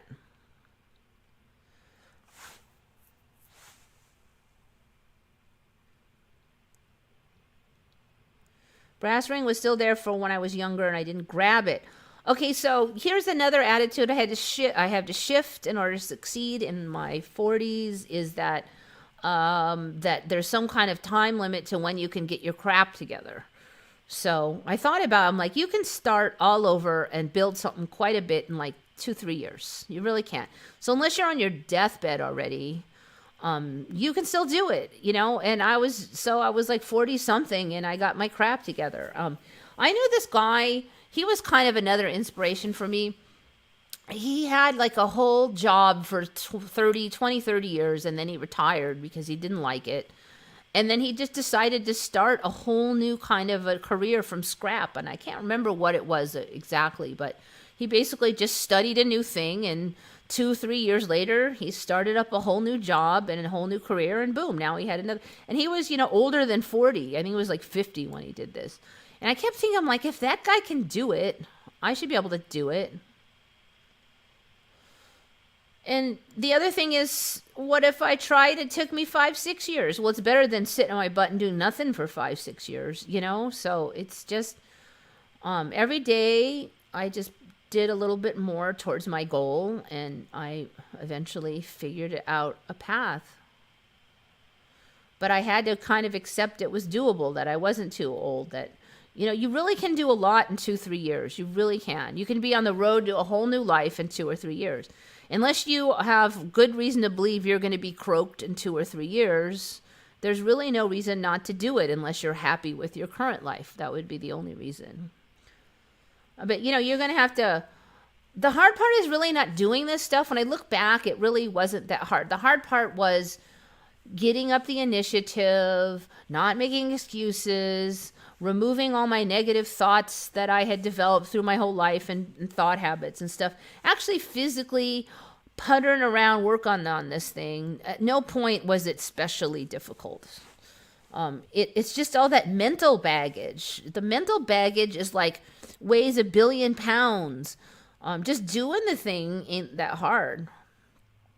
What if I fail? What if I did? I'm like, so what if you fail? I only had $300 in it. It was worth a shot.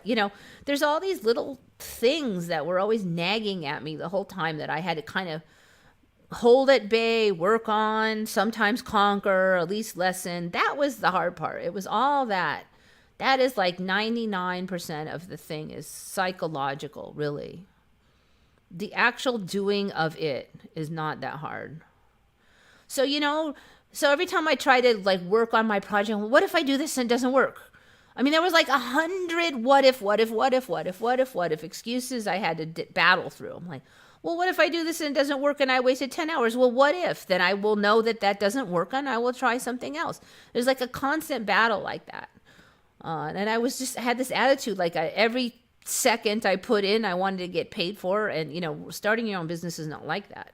But it is definitely worth doing because the actual overall money-making potential is a lot higher. But there's just so much mental baggage.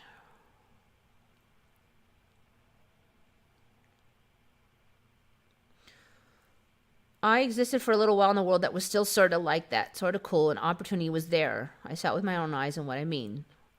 But, you can exist on that in that world again in like 5 seconds. Go ahead. Sneeze. It's just, it's there if you think it's there, and it's not there if you don't think it's there. It's not the whole world. You make the world around you. There is always opportunity somewhere.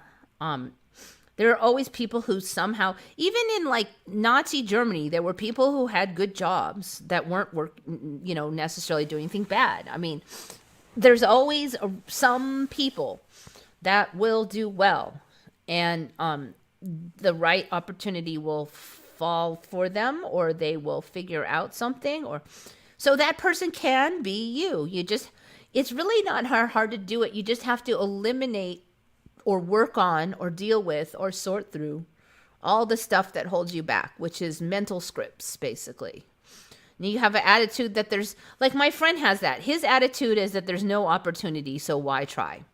So he never tries, so he's never going to succeed. And I held that attitude for a long time. And of course, guess what? I never tried and I never succeeded. Then his other attitude is that I tried once and I failed. Well, I held that attitude once too. I tried one thing and I failed. And it took me a couple of years to shake myself, dust myself off, get back up and try another thing.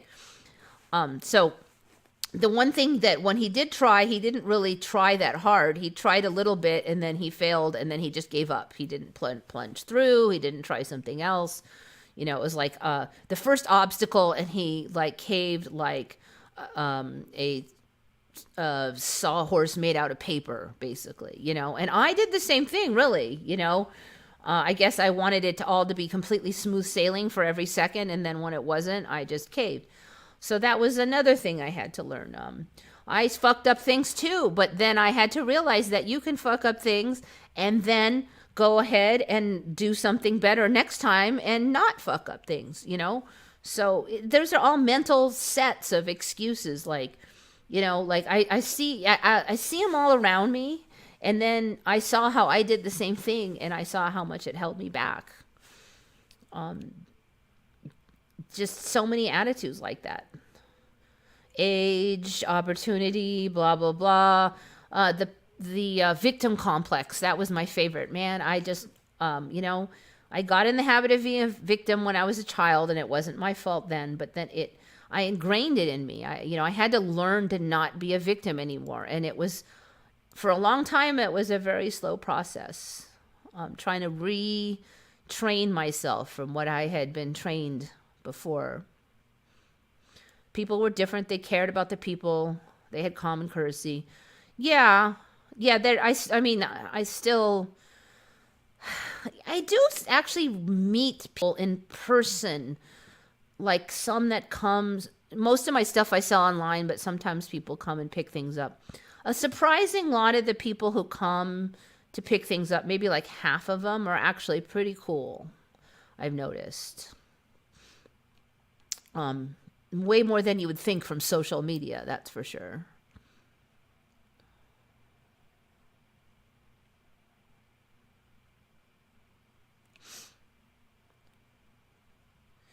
What I thought, 2 Mile Island and Chernobyl were the first in USA. Yeah. And I don't remember there having been like any other ones. There was just 2 Mile Island, and yeah. So that's why I'm like, what's this Canada one? It was just weird. I've never heard of it. Every time there's one of these, they go through the history of nuclear reactors and they mention the old ones, and there was never any of that.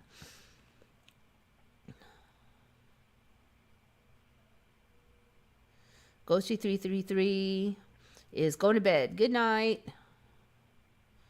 Being a victim makes it, thinking like a victim makes you be a victim, basically. You make the decisions that perpetuate. Whenever you believe, you don't realize it, and I didn't realize it until I quit doing it, that whatever you believe, you subconsciously self-perpetuate that reality. So be very careful about what you choose to believe, that it is at least healthful. That's why I say hate, negativity, thinking like a victim, those things. I'm still working on it. There's still room for improvement, but the more I fix that, the more I improve it, the more my life improves. You really do start to see the benefits. And then you start to see the old way, how much trouble it was causing you. You're a good person, that good people are rare. Yeah, but if you really try to look the good in people, you'll find that more good people stumble across your path. Perhaps not on Reddit or social media, but in real life, you would be surprised. That was something I started, like about 5 years ago or something. I had made a goal to try to look for the best in people. I have seen even my old boss, who I really consider kind of evil, is there were certain people who he just treated nice, and I always wondered why. And I think it was because they thought he was nice, and because they thought he was nice, it brought the niceness out of him. It's really just weird how that works sometimes. He had two molecules of niceness in him, and for those people, he would pull those out. And so in those people's reality, he was a nice guy because he was always nice around them. And it was actually genuine. Like, he seemed to enjoy being nice for those people.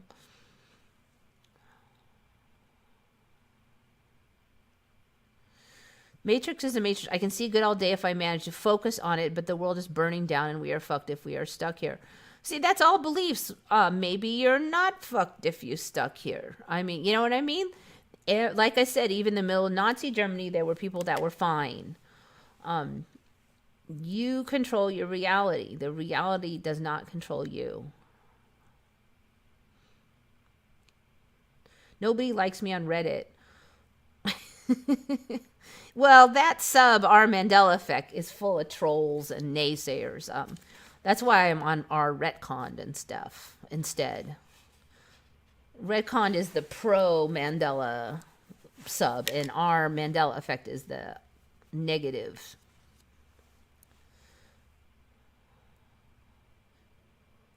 Yeah, Bit of Venom put those. Well, he didn't put the whole URL, but if you go to Reddit, you know what that means. Retconned is just a terminology for like retrocausality, basically. Back through history, many times people thought the world would end, and then it didn't end. I don't know. I think we're gonna recycle. Maybe that's my particular opinion on it. I mean, who knows?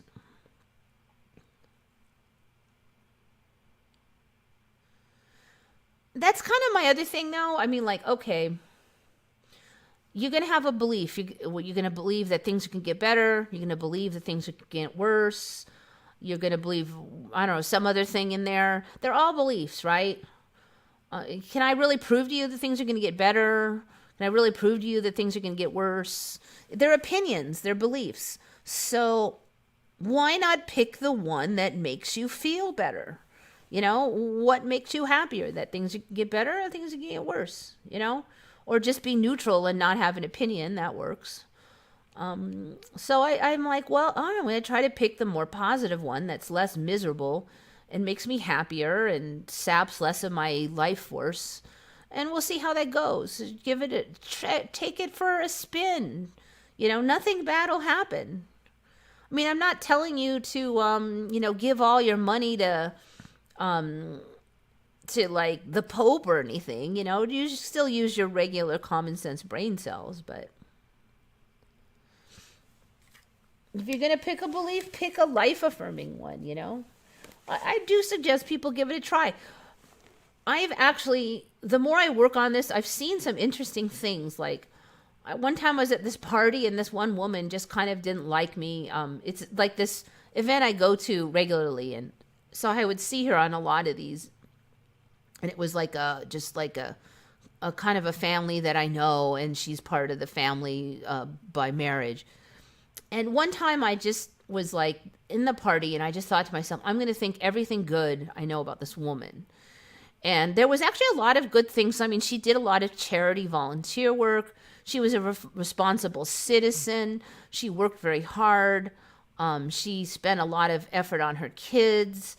there was all these actual good things. She just had, kind of rubbed me the wrong way, and there were certain personality characteristics you could probably whine about. But I realized, this person is actually not a bad person. She does a lot of good things in life, and a lot of things even that I don't do, like the level of hard work she puts in. And I was sitting there thinking, I go, yeah, this person is really not, she's really got a lot of good traits. And I swear I was just sitting in the corner of my room thinking of this, eating my dinner, and suddenly she just comes over and was all nice to me. I didn't even look at her. It was just something in my head that I was mulling, and it was like something happened in the room, and suddenly she was super friendly, and it kind of shocked me, This is the first time she'd ever done that, and there's been a number of times like that. The reality now, I think, really manifests stuff a lot faster too. So if you have a lot of negative stuff, it'll manifest quickly. But if you have a lot of positive stuff, it will also manifest quickly. That's why I feel like you can control depression. Like depressed people put themselves in that state of being. There are, of course, other factors. It's a hard cycle. Sometimes crawling out of it is one claw mark at a time, dragging yourself out. But when you realize you're doing it to yourself, the more you think I'm a victim of biology and I can't get out of it, it just adds to the belief system of trappedness. So you have to and it's so hard when you're in that state already, accept that work on the idea that it's possible to get out. Work on the idea that you want to get out. Work on the idea of those two things really hard. And I would say the third is really think about the life you would like to live instead. Instead of spending a lot of time mulling over the misery, really try to look and fantasize and focus on what you do want your life to be like. If you do those three things, I think you can crawl out, but you're going to have to keep going back to the positive. This is what I want. I still have my bad mood days, and when I realize I'm having a bad mood, then I have a system where I go, okay, I'm having a bad mood day, but I don't want to have a bad mood day. And that's the last I'm going to talk about the bad mood. And now I switch to focus. I want to have a good mood day. What is it like to have a good mood day? And I think of all the good mood days I've had and how I thought, and I just spent all my time trying to think about a good mood. And if you think about good mood stuff, you're not thinking about everything that pisses you off. Because when you're in a bad mood, everything is irritating, and you just think of all this negative stuff. And the more you do that, the more you're in a bad mood. So that's the system I've been using, and it works fairly well. I mean, it's not always perfect. And it's tricky because you do it for 2 seconds and then your part of your brain will go, well, I'm not in a good mood yet, so this isn't working. I'm like, wait, just give it some time. It's so sneaky, it's like my own brain is it's trying to fool me. I'm like, no, we're not doing that. We're gonna give it time. We're gonna have faith in the system, It's like you're fighting your own demons.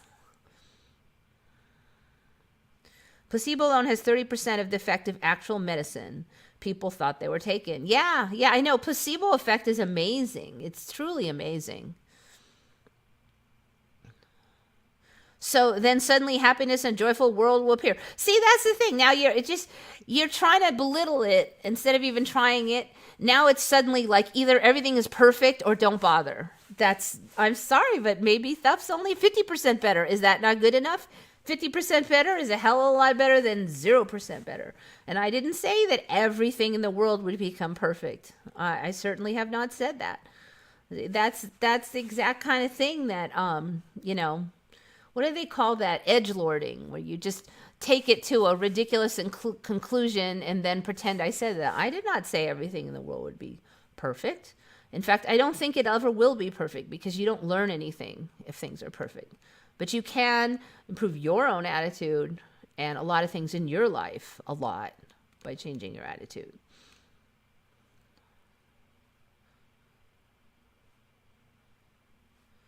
All right, let's see. So Jimmy Carter. Yeah, I don't think so. Jimmy. This is such a neat picture.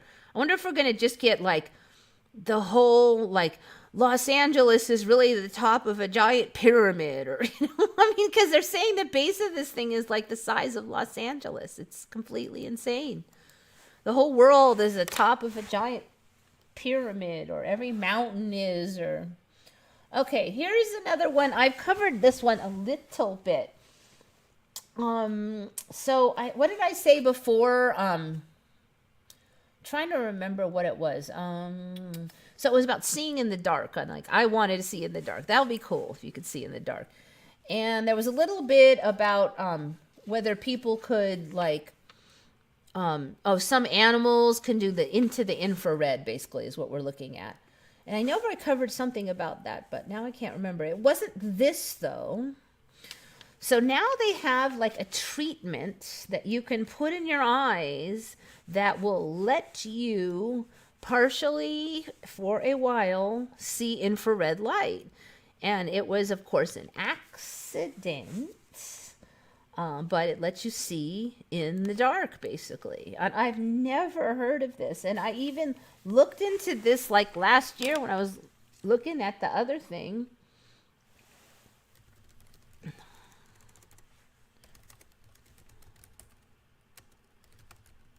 Wait, it was, so the stuff they put in is called E6, I believe. E6.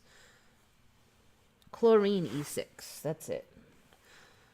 Can't really imagine sticking chlorine in your eyes, but chlorine E6 was a treatment for something else. I think it was like some kind of cancer or radiation treatment. And this has gone back some ways, too, so that's an extra. It's not some brand new thing.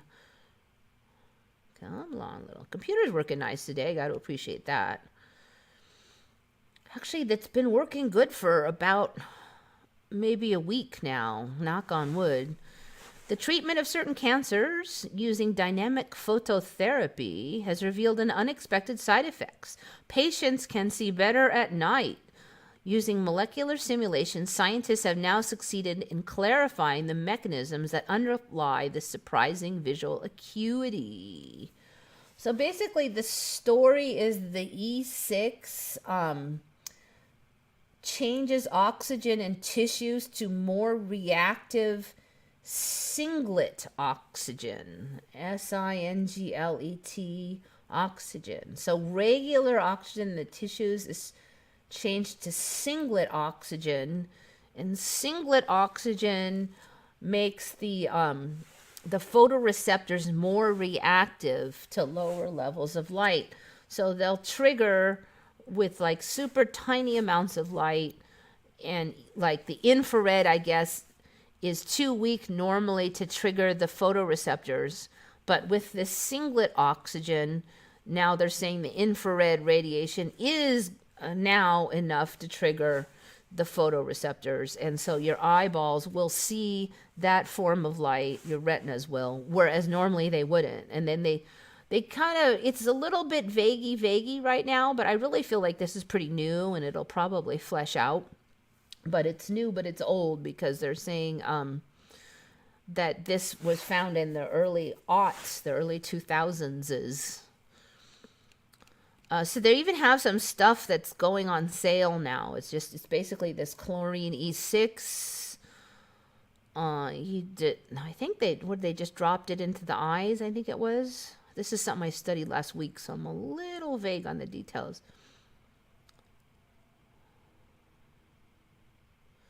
They basically were saying something about two infrared photons are the strength of one regular vision light photon, or something like that, like the strength of it, or something like that. I didn't really get it.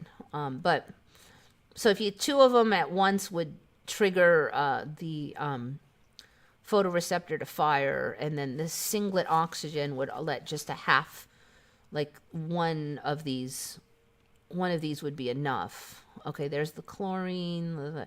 I don't really get all this, this singlet oxygen stuff. I think that's a little bit past my pay scale. But here they're talking about it. So they did this originally to try to treat cancer, but now you can just buy this E6 chlorine without having to have the cancer first.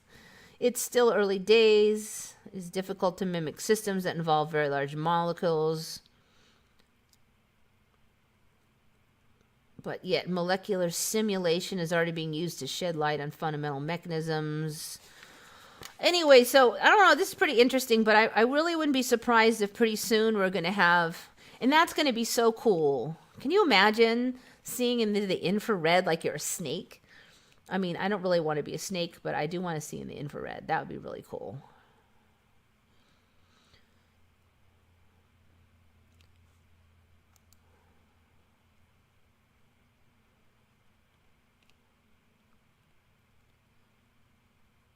Chlorine. Okay, they're calling it chlorine. I thought it was chlorine. Chlorine E6 or CE6. Extracted from deep sea fish and occasionally used to treat night blindness. Oh, this is interesting. I haven't even seen. So it's already giving as a medicine for treating night blindness. Huh. I mean, you'd have to be pretty blind at night to want to just get a treatment that only lasted a few hours. Oh, that was another thing creepy about it. So some of the people, they're giving them the E6 and then they're putting a black covering over the eye, like a black, what is that, contact, to make the eyeball dark adapted so you could see the infrared. Because they were saying normally when the regular light is out, that kind of blocks out the infrared. You don't really see the infrared because the normal light like outshines it. And I don't really understand how that is, because they're saying other animals can see the infrared even in daylight, right? Like birds and stuff. And snakes, they can see the infrared during daylight. Of course, they have, I guess, a separate receptor for it. So maybe that's why. But I don't really see why we couldn't see them both at the same time. Other animals do manage it. So they put this creepy black cover on the eyes so that they'll become dark adapted. And then they take them outside and at night, and then they uncover them, and then they can see at night. So I'm not sure how stuffing that in your eye without all that spiel is good, but apparently they're, according to this article, they're doing that. At 50 meters, Lynchia could easily find people standing still in front of trees. They're talking about at night in the dark. In fact, he spotted them every single time, while a control group was successful only about 30% of the time.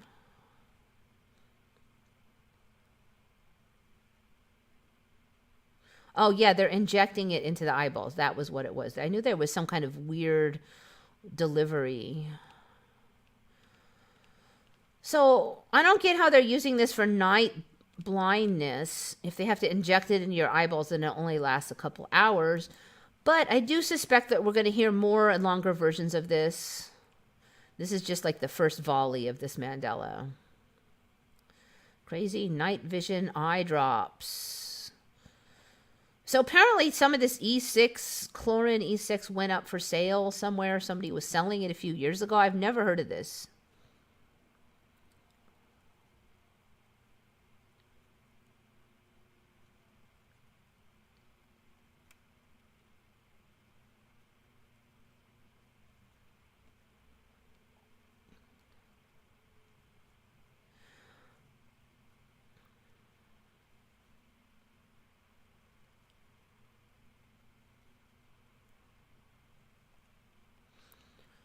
You know, it's funny because, I mean, like when I was really negative and depressed and just, you know, that outlook, and then people try to talk all positive, and it really pissed me off. And I think it just went so against my basic attitude that it was irrational. I would just get irritated, you know, and so I understand it. I do, but that doesn't make me wrong. I do understand why you're doing that, but I'm telling you, if you can't find your way out of there, into that hole you dug, you're going to be stuck there. And it's not very fun. It does not lead to happiness. It's a trap. I really suggest you just think about it at least. As much as it pisses you off, I'm sure you can get out of it. It took a while. It wasn't that easy, but it was very much worth it. I heard about those eye drops that replace glasses. So apparently what they're doing is they're just altering the way the muscles in the eye operate, and it's short term. So they don't really, you have to put these eye drops in like at least once a day. I think it was more often. It's the classic big pharma stuff, because they don't give you a cure. They want a treatment that you have to keep buying for eons. I really don't see that as that much better than, it doesn't fix all of your vision problems as temporary. Some were saying that it probably wouldn't last as you got older. It probably worked for people who are more recently having the problem.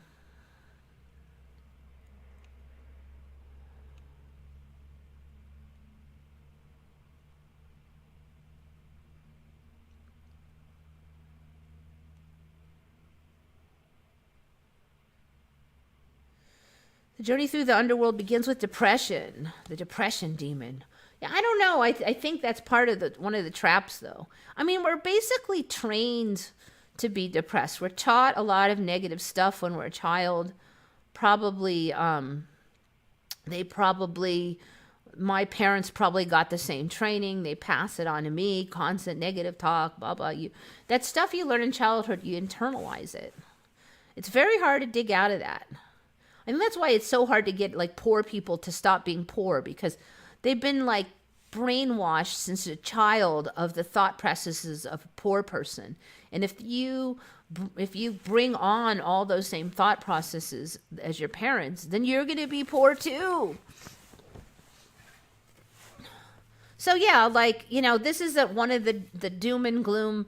Some people think COVID's going to ravage the world and everybody's going to die, and it's the world's worst pandemic ever invented. Then on the flip side, you have the people who believe the New World Order is going to crush freedom as we know it, and it's going to be the most miserable place on earth, blah, blah, blah. They're both fear porn, that one is assuming the worst on one side, and one is assuming the worst on the other.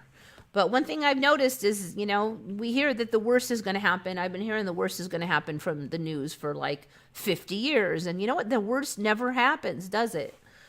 There's always like a mechanism you could see for the worst possibly happening, but it never really does happen, does it? So I no longer believe the worst is going to happen. I think there's going to be challenges ahead, as there has been, and there's going to be opportunities ahead. And it's always been that way.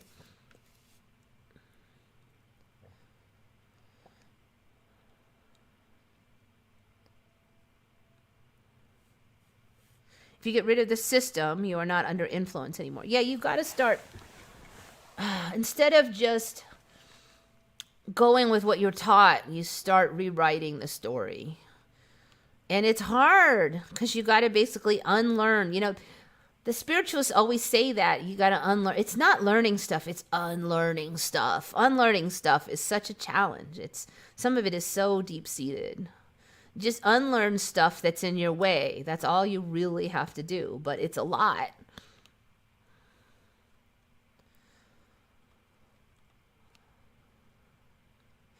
So I can, if you look at how things are going, there's two routes. And I think, you pick your route. Okay, one route. Here's one. Oh, there's probably more than two routes, but two basic routes as I see. So, definitely there could be like the New World takeover and surveillance state and food crisis and it's Hunger Games and all that, and transhumanism and blah, blah, blah. Your worst case scenario. Then there's best case scenario. So robots take over so we have more leisure and we can get paid a lot of money for a little bit of work. And you don't have to work that hard, and life is easy because the robots do all the slavey stuff like growing the crops and doing the dishes. And,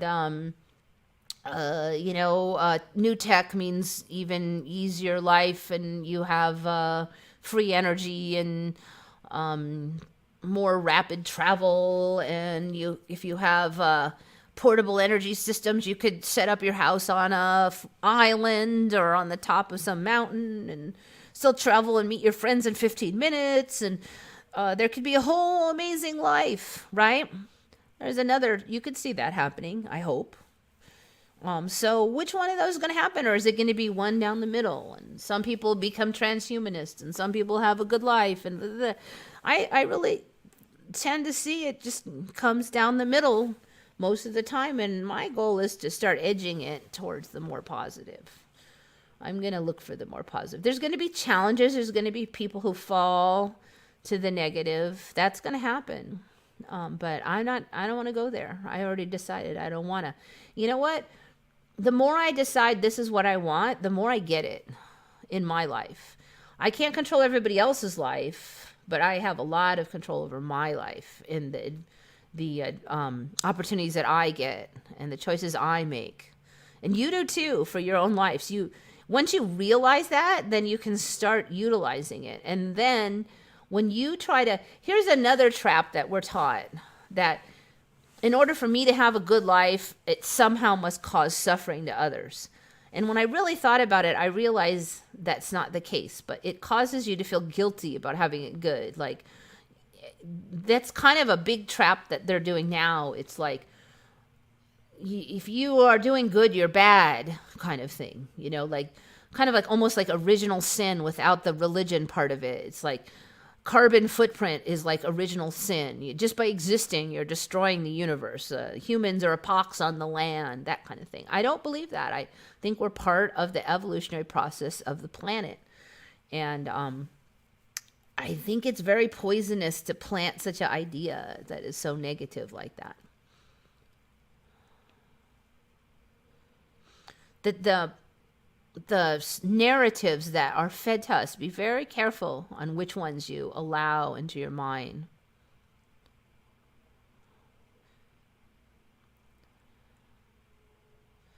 Negative and positive does exist only in life made of illusions. Yeah, I don't know the exact answer. I definitely have experienced that thing where like pain and love and all that are at some level just different energies. But I'm on this earth where pain feels bad and love and stuff feels good. So at some points you got to choose. So I'm choosing the nicer ones, If you want to choose the bad ones, that's your choice. But just know you chose them. Do you see that new robot with the facial expression? I've seen some with it. It's definitely creepy. I don't know if I've seen the one you specifically spoke of. Oh, this one is so weird. Okay. Did you guys ever hear, I don't know, all this weird stuff showing up in history. Did you hear about okay, you know about the John Podesta WikiLeaks hack where a bunch of his old emails were hacked and spread out across the lands via WikiLeaks. So we've all heard probably about Pizzagate and that stuff, but did you hear about his aliens emails where he talks about aliens in a contiguous universe? Have you guys ever heard about those parts of his leaked emails? Because, I must have heard about the Pizzagate ones and read the specific ones and had clips of them, posted everywhere in the entire planet. But I have never once heard about these freaking alien contiguous universe emails that Podesta had leaked. Have you guys heard of this thing? Because this is bizarre. It's just some bizarre stuff. I don't know how I didn't hear about it in like the UFO circles or something.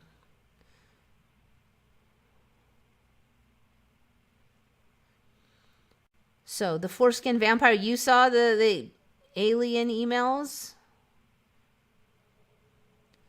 I am simply observing this fake reality honestly and that it is inherently negative and bad. That's your opinion that it's inherently negative and bad. What I see is some stuff that's really negative, bad, and some stuff that's really good. And it's a mix. And so I choose to concentrate more on the positive. I do recognize the bad stuff's there. I just don't spend all my time thinking about it, talking about it, listing in my mind over and over again, and telling everybody it like every 9 out of 10 sentences. I just don't think that's the route I want to go, because I don't like the negative stuff. I mean, if you like the negative stuff, if that brings you pleasure talking about that stuff, but you got to realize you're sitting on here basically saying, you're talking about it like constantly. I mean, even my negative mother, she wasn't even that negative. I mean, you really are obsessed with the negative, dude. I mean, that's pretty much all you want to type on here. I mean, you really are painting your reality in that path. If you really like that, I mean, do you really feel good thinking about all this negative stuff?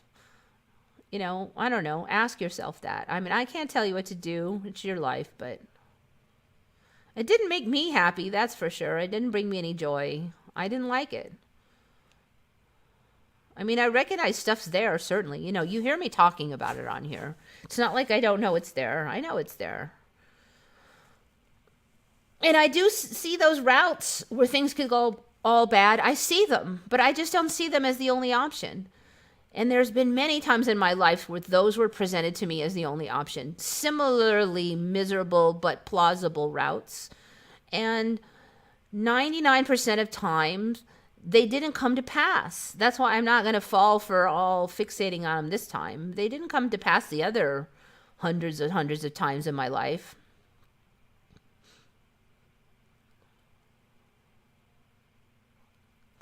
We need to shine a light in the dark stuff. So you have to talk about it 24/7? You can't talk about any good stuff? You know, the easiest way to, you know what the dark stuff hates is joy and love. It hates it. You can shine a light on dark stuff with joy and love. You know, you can find the good part in people with joy and love. You can make people feel bad about their own bad behavior by being kind to them. I mean, I wouldn't like give them the key to your car. You know, use your common sense. But it's amazing what you can do with that. Like that one lady, you know, she was all crabby a lot, and you know, we kind of were like, nye, nye, nye. And when I changed my attitude about her, her attitude about me changed. And I did realize, I'm like, you know, I was basically looking for all of her dark side and not recognizing her positive side. And she instinctively knew that. She may have been doing the same to me, who knows. Somebody had to break the cycle, or we could just both not like each other forever. And you know what's a lot better, just getting along with her than not getting along with her. It's just more pleasant. If there's no sunshine, be the sunshine. Yeah, I mean, most of these positive people, they know there's bad stuff. And if you can do something about it, then do it. But most of the time, like whoever's president or whatever, I can't affect that guy. So I just work on what I can. So what can you do? You know, you can help people around you. You can spread the joy and love on your corner of the earth. That is like the most powerful thing you can do. If this is really a game and we are in a simulation, I will punch the creator. You know, I used to feel like that, but now I just sometimes say like, Eva, why did you sign up for this?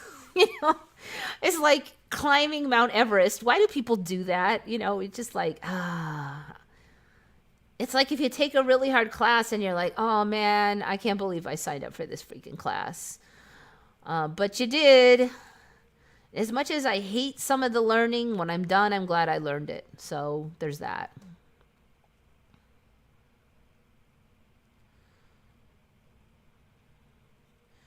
Hoarders and mean people are strategically keeping people away. That's an interesting thought.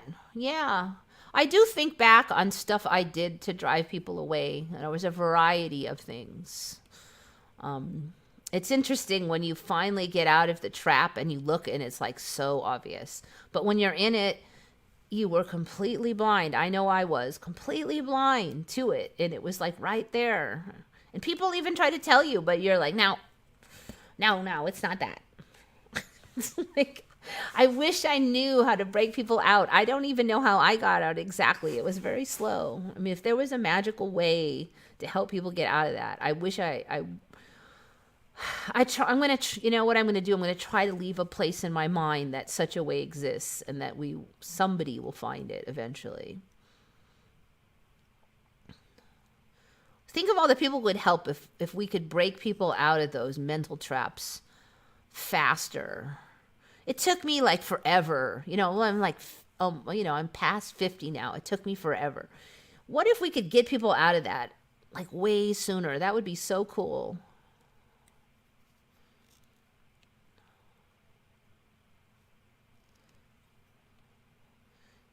Nobody's ever all positive. Yeah, I'm not saying I am. I just work on it. But, it's a balanced positive. It's not Pollyanna. I recognize there's issues. I just, when I have to deal with them, I deal with them. But I don't spend a lot of time dwelling on them, other than the basic stuff I need to do to deal with them. I mean, a tree fell down in my driveway, and yes, it was irritating. But now I'm just reveling in the fact that it's all cleaned up. I'm done.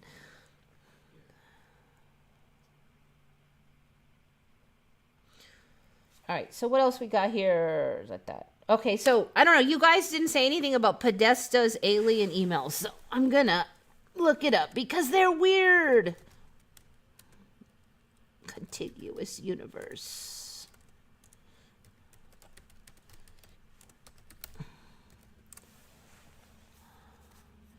So Podesta was the chief of staff, so he was fairly high ranking in the government. Darn it.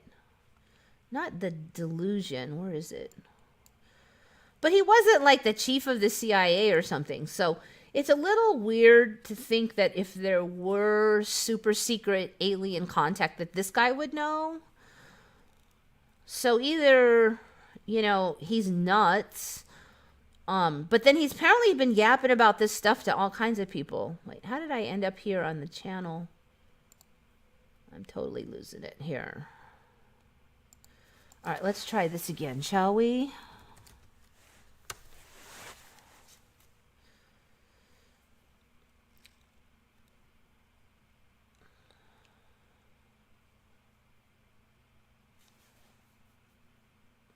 All right, here it is.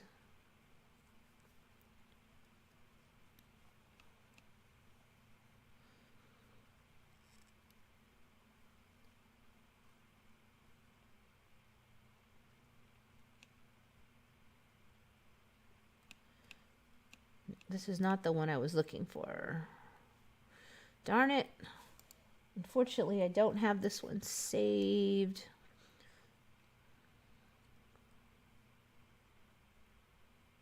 All right. The emails unfolded secret information shared with Podesta about UFOs and ETs.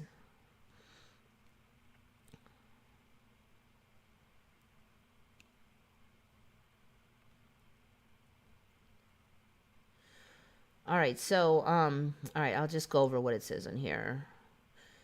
2015, Podesta received emails from Mitchell, which is the astronaut, that expressed his concern over the weaponization of space and its impact on and they call it ETI, so extraterrestrial intelligence, ETI. So ETs basically, but it's ETI. Despite the fact that aliens might be violent, as shown in the various sci-fi, the notable astronaut called them non-violent in an email. Like, how would he even know? In January 2015, he sent an email to Podesta asking him to have an urgent meeting to discuss disclosure and zero-point energy. He was concerned about the peace in space. You know what? This one is not giving the emails, which is kind of irritating.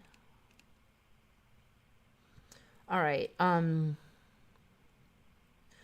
Mitchell emailed Podesta again on September 18, 2015. He wrote, because the war in space race, so there's a war in space? Because the war in space race is heating up. So maybe that's just weapons in space. I don't know. I felt you should be aware of several factors as you and I schedule our Skype talk. Remember our non-violent EDI, extraterrestrial intelligence, from the contiguous universe are helping us bring zero-point energy to Earth. They will not tolerate in any forms of military violence on Earth or in space. So, like, what's this about contiguous universe and stuff?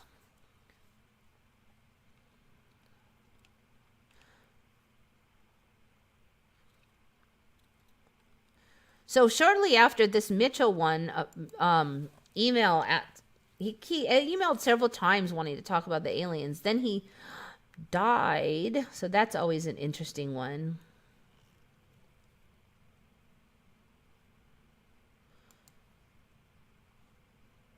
All right, let me see if I can't find these now.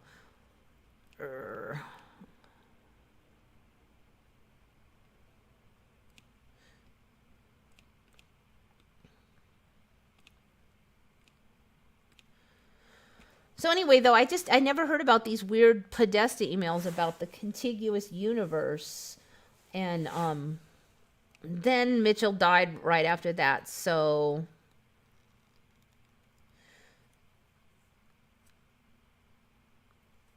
then also, like, okay, here we go.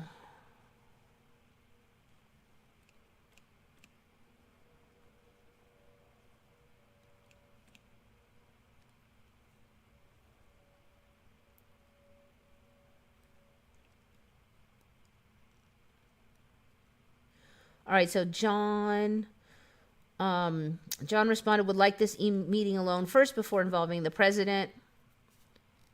Then they never made the meeting, and then there was an April 30th request from Mitchell for an ASAP talk with Podesta about the difference between celestials in our solar system and their restraint by those from the non-violent contiguous universe.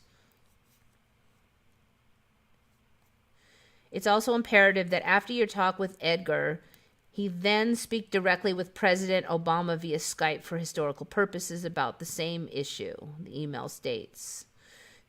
It's not clear if the meeting happened. Mitchell died in February 4. So I don't know. I guess Podesta was involved in all this alien stuff. He said he thought the UFOs were real, blah, blah, blah. I don't know. I've just never heard any of this stuff. I mean, all I heard about was the Pizzagate stuff. So I thought it was pretty weird that this kind of is here now. It just seems like that whole alien thing is just, slowly developing, basically. So I think we'll see more of it. I mean, I can't say that's a Mandela, but it's definitely interesting. Okay, this one is from Gay Kinder, Gaykinder, commenter on the channel. You might have seen this one.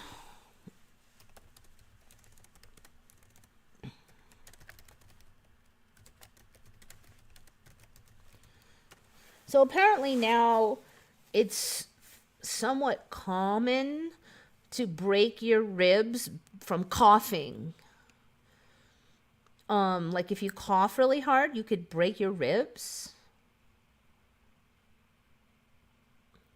A woman with whooping cough broke her rib while coughing. Then she had this horrible, nasty, icky bruise. And some places I read it was saying that it was somewhat common. So this bruise happened because she was coughing and broke her rib. So whooping cough does cause a lot of coughing, but even so, wait a minute, where was that stat? I just saw it.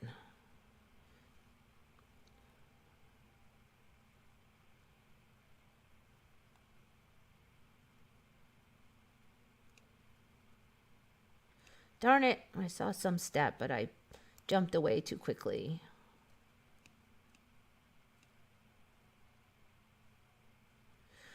Yes, you can crack a rib from coughing. I actually broke my rib during a bad cold.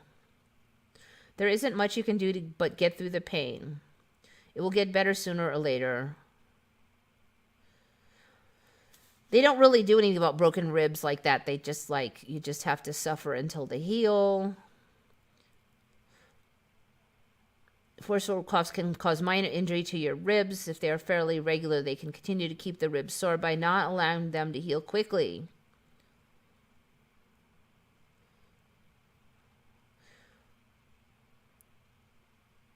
So I don't know. Apparently, it's kind of fairly common to just crack your ribs while coughing. I mean, have you ever heard of that? Because we've talked a lot about the rib changes. So for me, there was like fewer ribs, but they were way beefier looking, and they weren't closed in the middle. They'd come around. They were attached at the back.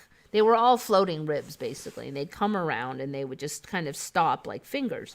But they were really beefy, so they've gotten like more ribs, but now they're like thin and flat like linguine noodles, and apparently they're kind of wimpy. So they encage more space now, but they're like wimpy guys. I mean, you can get a cracked rib from coughing. I mean, if you can damage a rib by coughing, then how easy it is to break it from like falling or something. It's kind of a trip for me. Why not release all the documents of JFK? I think that this part of it is this timeline. It's a game. It's like they have to keep some mysteries going to keep you coming back for future episodes. They can't, they'll give you some answers, but when they give you some answers, there's going to be new mysteries. So if we got like the stone, you remember that mystery of how the stones were leaving lines in the desert? We got the answer to that one, but we've got new mysteries now. Well, maybe eventually get the JFK stuff, but we'll have other stuff. It's just going to keep on.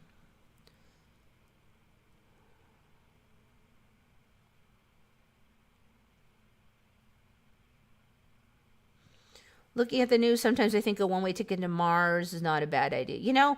If humans go to Mars, then all the human problems will be on Mars. So you're not going to get away from it.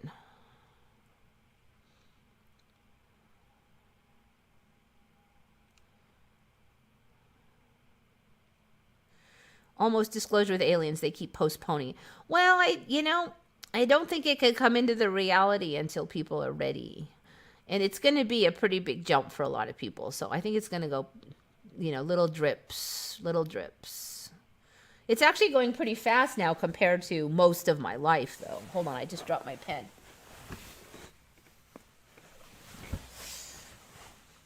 I mean, everything's happening faster now. I can see I'm get some water, too, from there. Thirsty.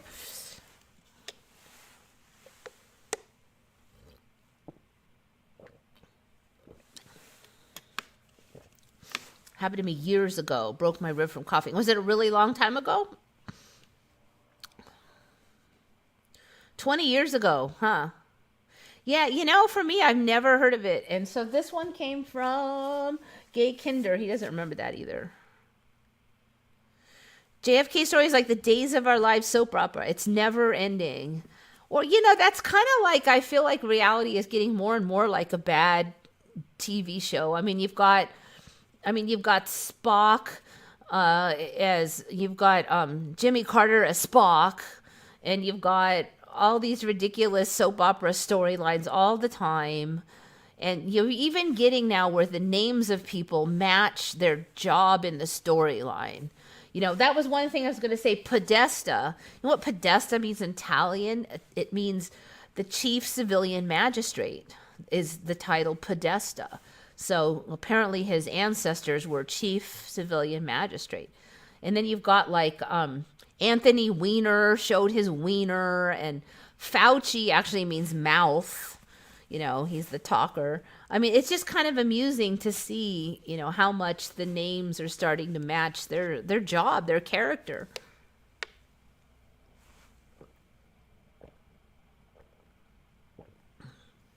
It never ends because the snakes get more power unleashed by their same acts. I do think there's something going on with that loosh business. But there's also a balancing act that they don't have the power that you think they have. Their power is like trickery. They don't have the power to force you to do anything, but they can trick you into thinking they have the power and giving up your power. But it's you creating the reality the whole time. They're just like, it's like the devil is like a big con artist. He's totally powerless other than to lie to you.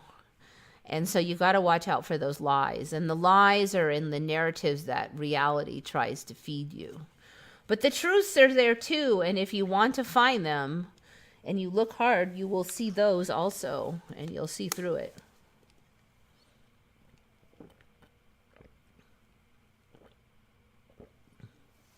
Biblically, names are very important and describes one's character.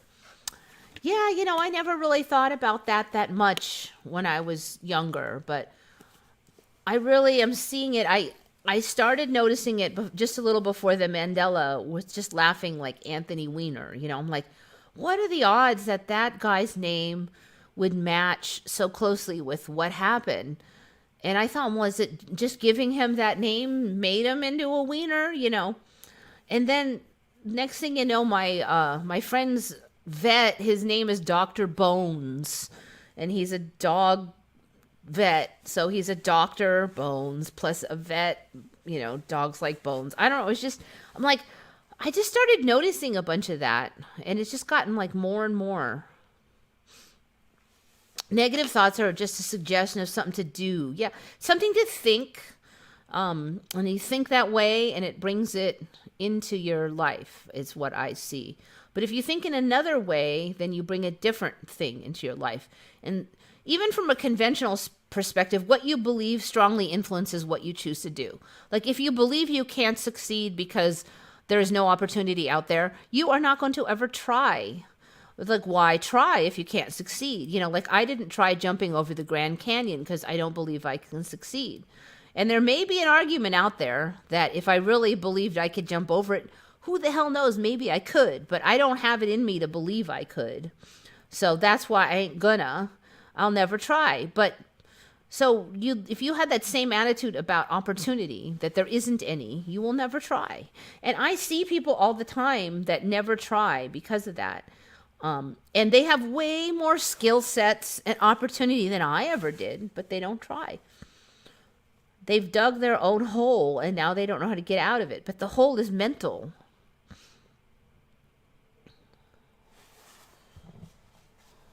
All right, let's see. Okay, I think I only have 2 left. All right, so there's just like a million of these new weird... I mean, how many are these going to show up? These new musical instruments. I'm like, how do people even learn to play these? I mean, how could you find somebody to teach you or have the skill set of the glass harmonica, which is like a harmonica, but it's an harmonica made out of glass. So it's like these glass tubey things.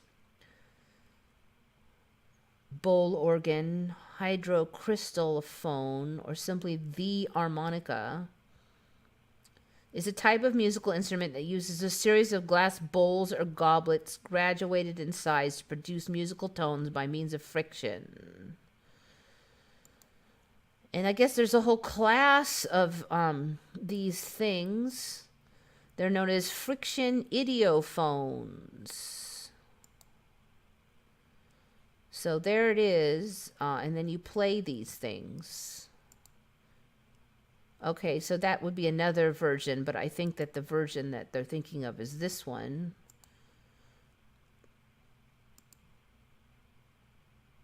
I mean, I don't know what to say. I mean, there's going to be like one instrument per person on the planet, you know, a different one for everybody if this keeps up, because it's just craziness.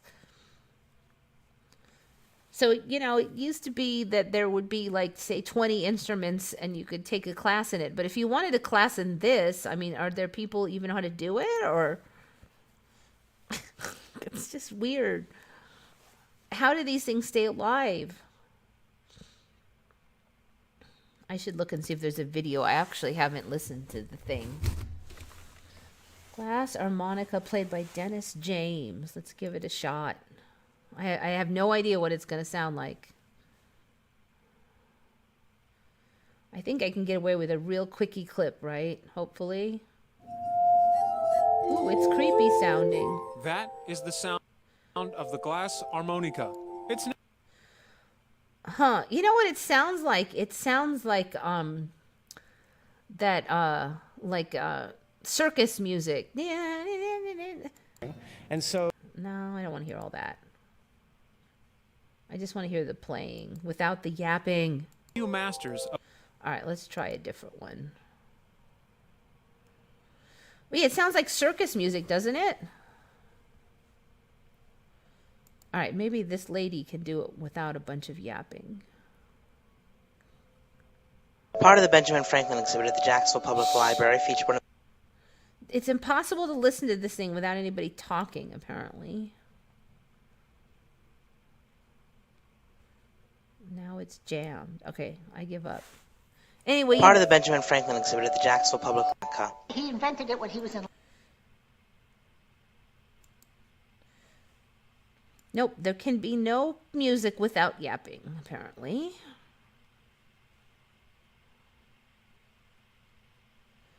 Let's try this guy.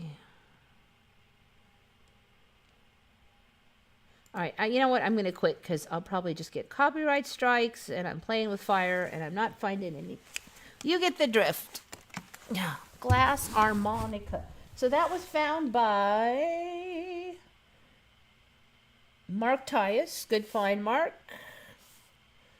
Got that one. And there's one more.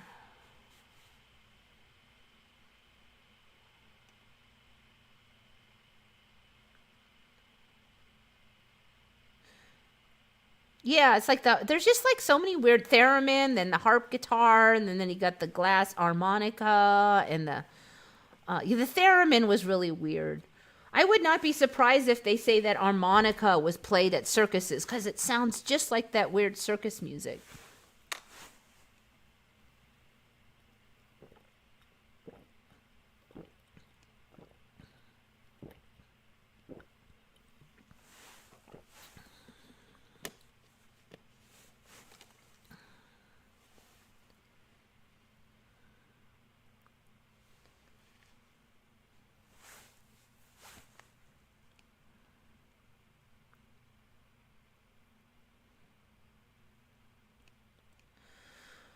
Okay, so let's do this last one. This one was suggested by Gary. He said, just do a Google on, in fact, I will pick Google because they have more images.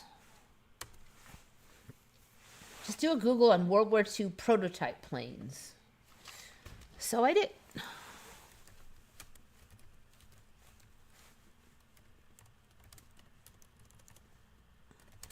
So I can't swear that these are Mandelas, but they are pretty weird, and we've seen a lot of changes with the winglets and the forward engines and stuff, and the weird look of the original Wright brothers plane. So it kind of just seems like there's more options for stuff that flies than there used to be. I mean, look at this thing. It looks more like a manta ray. That stuff just didn't used to fly for me, you know.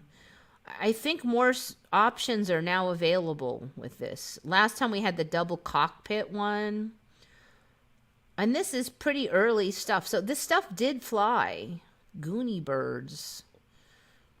Aircraft that were too weird for use in World War II. I mean, they got it off the ground.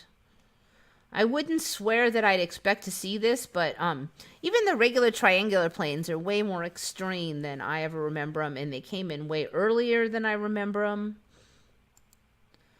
These front winglet things, or whatever they're calling these, I forgot, lifters or something, are on everything now.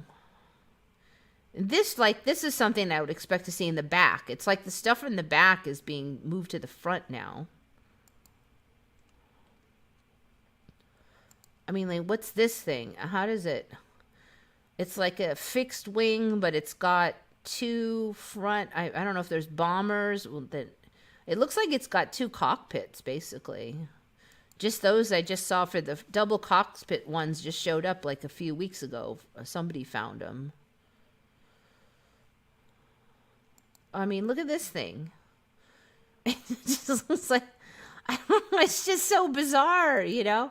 It seems like it's getting easier to fly, so I'm hoping it'll yield in some kind of cheap flight mechanism, because so I'm kind of like getting my wish list for the new reality. And so some stuff are just fun. Like, it would be really fun to be able to see infrared. I kind of wonder if we're almost kind of doing that in a way, because nighttime doesn't look that dark anymore. You can definitely see, even when the moon is not out, I can see a lot better than used to be. When the moon was not out at night, it was like pitch black, and now it's not. You can see. So I don't know if it's just that my eyes are catching the light better than they used to and responding to it. Like, some nights I can even see some of the color. Like, the barn that I work at is red. I can see the red of the paint of that old barn in the middle of the night. I never used to be able to see color at night. It was too dark. The color receptors in my eye would not be able to function, but now they can. So there's something going on. So maybe we are, in a way, seeing infrared or something different. So what other fun things will be to do? It'll be really fun if we could travel without, like, being squashed in a sardine with crying babies, or paying $6,000 per hour, which is because of the darn fuel on these private flights is outrageous. Fuel costs are out of this world, basically. But if they had better tech, wouldn't it be neat to be able to travel without, spending a fortune? So that's another one. Free energy and cheap travel options. What the heck is this thing? It looks like a Tinker toy. I mean, they used to have shows on crazy planes from World War II, and I never saw any of these freaking things in there. I think this one was on last time, maybe. What the heck? I mean, this thing? What the heck is this thing? Conceptual. Okay, that was uncompleted, which makes a little bit of sense. Although you almost have to wonder if it could fly. Okay, this one looks like it was completed. Yeah, so this was the most radical of the experimental aircraft during World War II. The Northrop XP-56 Black Bullet. I've just never heard of these things. Looks like we have, what, a inverted gull wings during World War II. Huh. You ever seen one with a bent gull wings? It's like Japan had that. All right, I should just click on this one. 13 of the strangest. Aircraft that actually flew. Okay, looks like some weird water thing. I don't know where the wings are on this. There doesn't seem to be any space for them. Okay, got that one already. Did that thing actually fly? It really looks like it would break in half if they tried to lift off with that. How many wings can we fit on this? The CA-60 was a flying boat that served as a prototype for a 100-passenger transatlantic plane. 8 engines, 9 wings, and flew once. The Lockheed XFV. Okay, oh, so it's like standing on its tail, basically. Interesting. Okay, it's this one.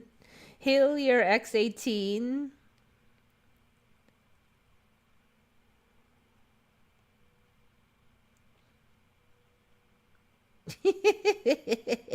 So it's some kind of weird plane / helicopter. Oh, here's a neat one. What the heck? What makes that fly? Curtiss Wright VZ-7. The flying jeep was a neat concept. And it was dangerous because there were no shrouds around the propellers. Seems like there's more to it than that. The aircraft was reportedly easy to fly, but never was able to meet Army standards. So it's, okay, so this is basically drone style. It's like the drone stuff is going backwards in time. So it's like an early drone, basically, with propellers. This is interesting because I don't remember this stuff, but... Okay, what is that, like a It's like a plane with a helicopter on the wings. It really looks like they glued helicopters on the wings of this plane. This is pretty bizarre. Mil V12.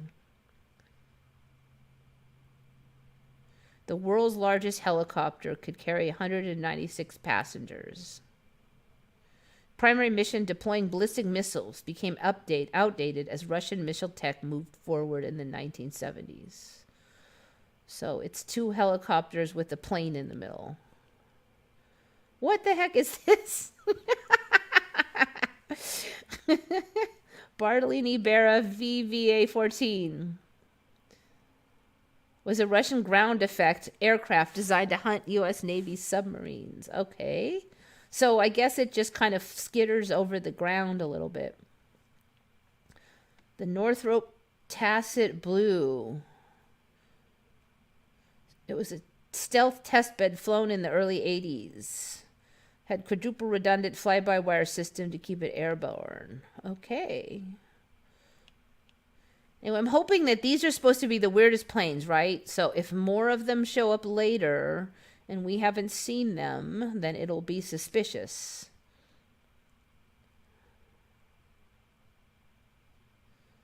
All right, this one was supposed to be able to launch out of a Convair B-36 bomber and then redock with the bomber using its retractable nose hook. So what, it would slurp out a hook and slurp on to the bomber? Unfortunately, it was easier said than done, especially the redock procedure. God, that just looks like a turd. These wings are so tiny on these things. All right, we've seen the double cockpit one a few weeks ago. Oh, what's this? Okay, another early drone one. Man, this one-man personal helicopter.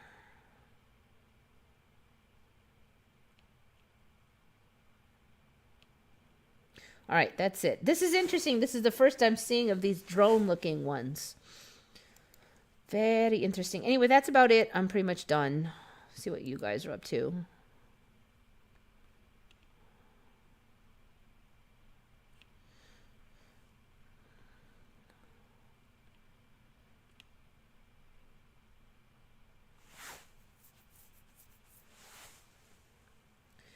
I wonder if John the Savage can come to the show one day and not talk about negative stuff. I wonder if he has it in him.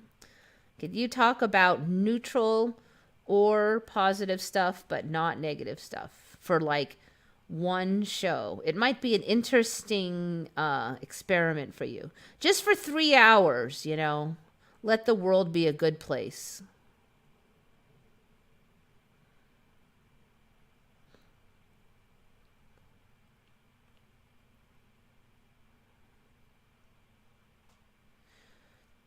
Did you see how the eyelids change on the Statue of Liberty?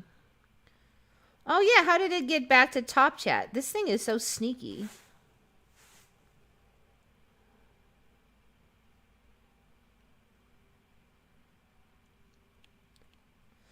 All right, let's look at the Statue of Liberty and see what it's up to.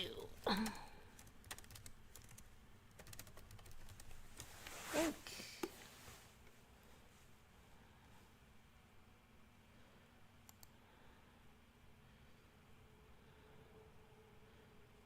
Well, she's got that crabby look, but I think that's been here a while. What were you looking for? The eyelids? It kind of...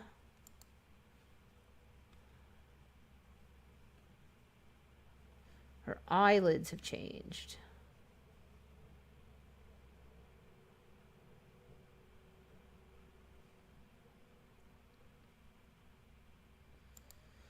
Okay, let's go closer.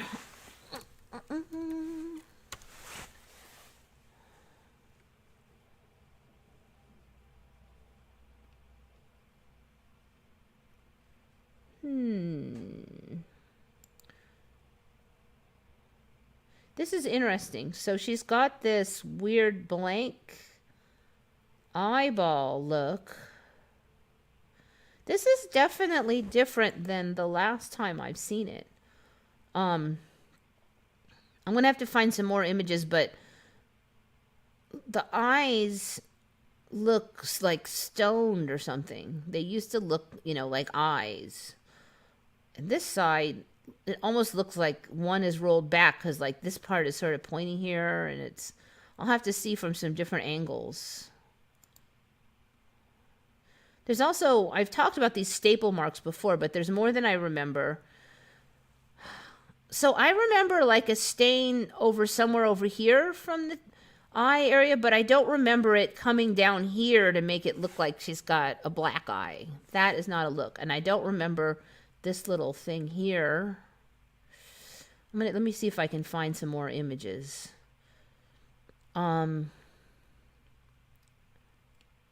These like cloth things just get longer and longer every second too. This is kind of weird. I don't know, the Statue of Liberty is like so shifty. It's just amazing.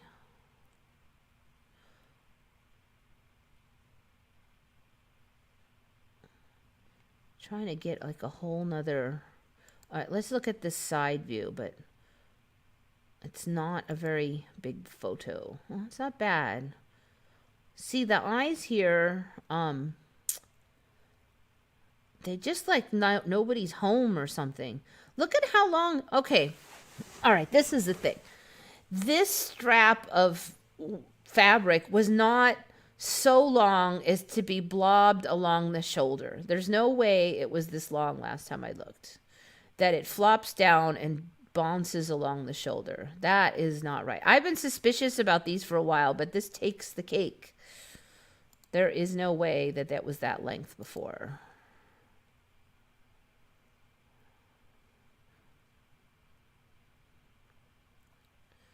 All right, let's look maybe at this one. Oh, that's a tiny one.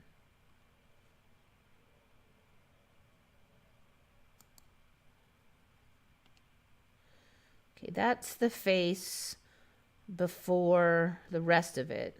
That actually still looks more like I remember it, although the nose here, I think, is a little bigger than I don't remember it being this thick here. The eyes, just from that angle, aren't too bad, but it seems like on the real deal,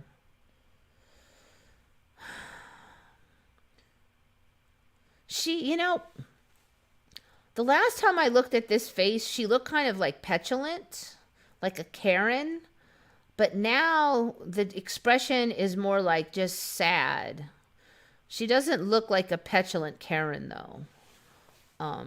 So I feel like the emotion here has shifted to just like she looks like she's going to cry now. Before, she looks like she was going to go tell you to get a job or some Karen thing. But now she looks like she's looking up to like, and like in prayer, but all sad or something. It's a different look. Interesting. So I do feel that has shifted. We should probably check the rest of it. This is a good find. Yes, there is definitely some alterations on this. See what this one looks like. Okay, again, the eyes. I don't remember them looking up like that. That is one thing. They definitely look like they're up now. There's more pinch up here in the brow. Yeah, and look at this fabric. What is up with that? That whole storyline that she was originally like Muslim makes more sense with all this hair. I mean, what is the deal with this fabric thing? Like she wears a bandana on the back of her head or something? I got to figure out what that fabric baloney is even supposed to be on the hair like that. It's just weird.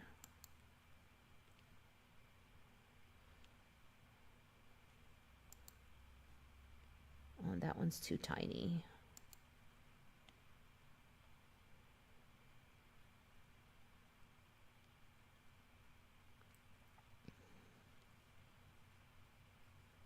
Look, every time there's a good one, they just got a mask on. It's like, quit hiding everything with those dang face mags. All right, let's see. This one. Again, that washed out eyes.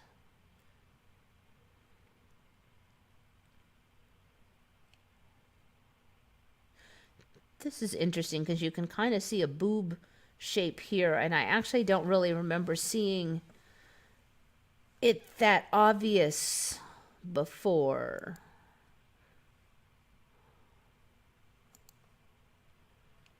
Somehow there was such a bumble of robes before that you didn't really notice that.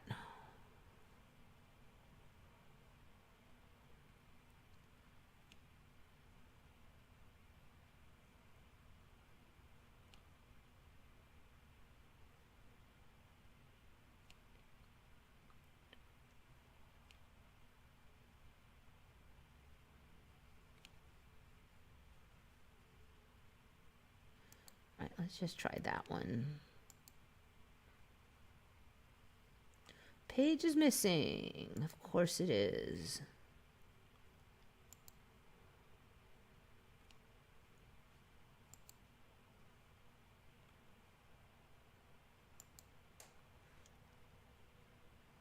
I'm seeing several images with this giant square on the side of the face too that I don't recall.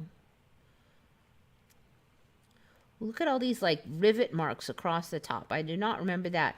So what was it, a couple months ago that these staple marks showed up, but I don't remember so many along the hairline, and I don't remember them all stapled up here. So interesting.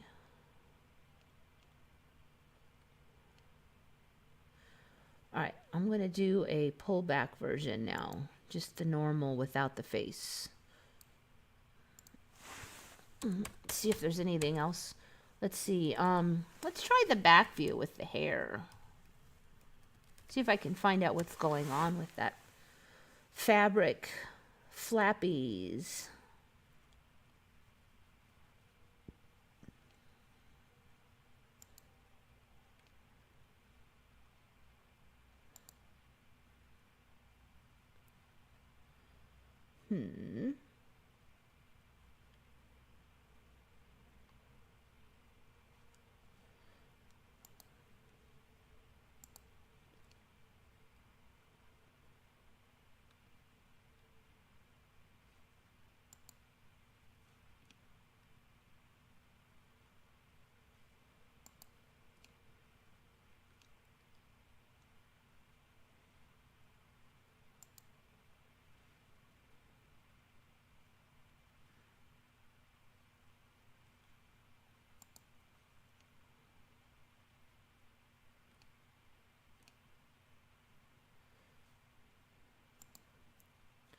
All right, let's try a side view. I'm still not finding any.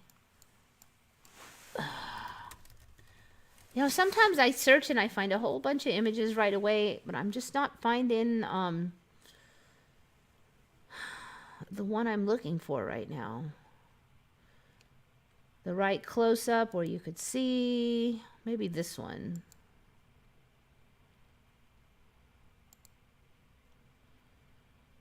Yeah, I just don't see where this fabric is coming from. It's not a bunch of messages on my phone.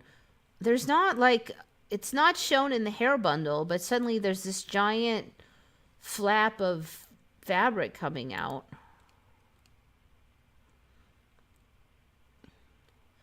I wonder how the steps are here. I don't know. She stepped a little bit more forward. It looks like her foot might be off the ground a little more. Maybe just a hair more of a step on there.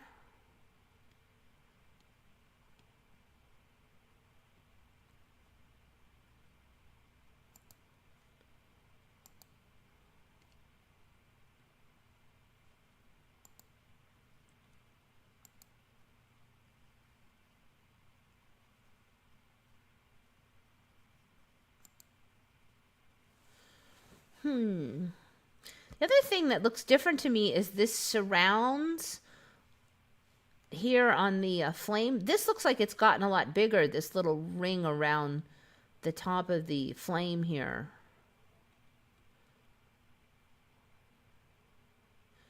That really looks much more developed than it used to. Not at all like the original for me, but different from like, say, 2-3 months ago. See, look at how big it looks in this image.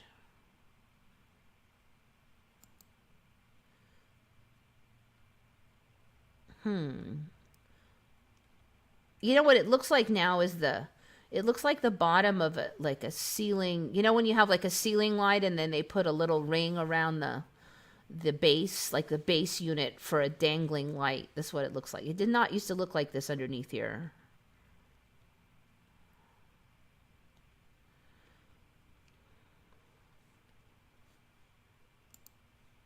So I would say that's changed, the bottom of the torch.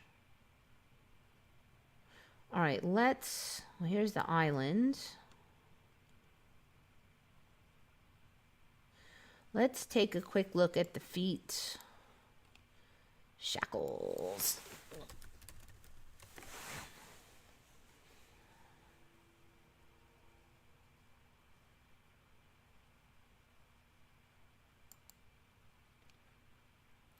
Okay, that one's going to be too tiny.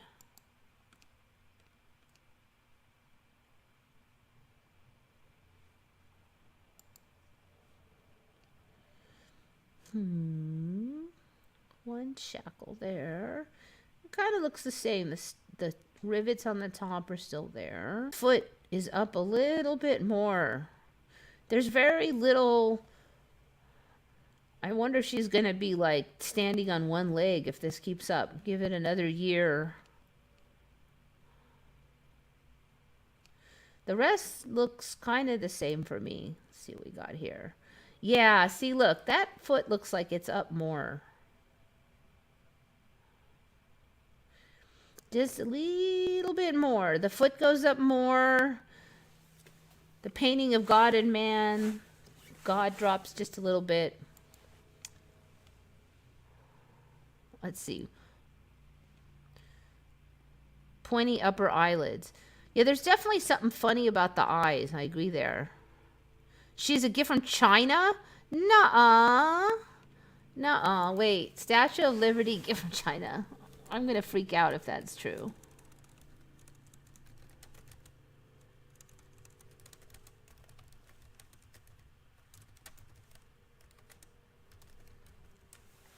We've looked at this enough. If China had anything to do with anything, we should know about it by now.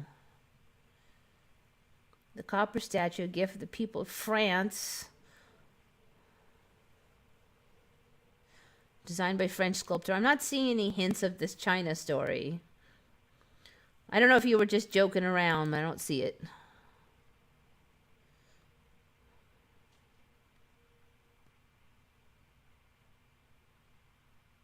Yeah, the Heron book have changed, but not like in the last month for me. Not enough for me to see anyway. Did she always have an underbite? Now I gotta go look again. Please.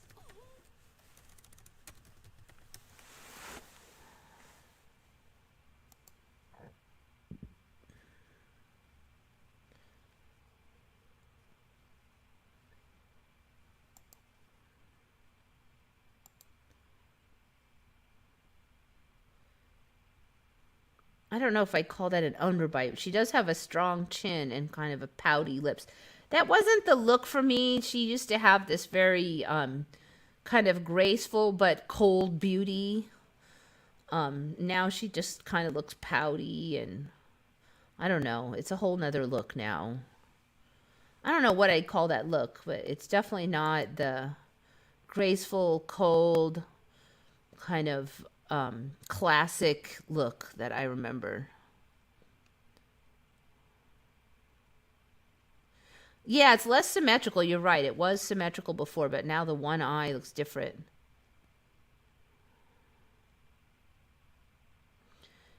She had more of that Roman nose that was thinner, though.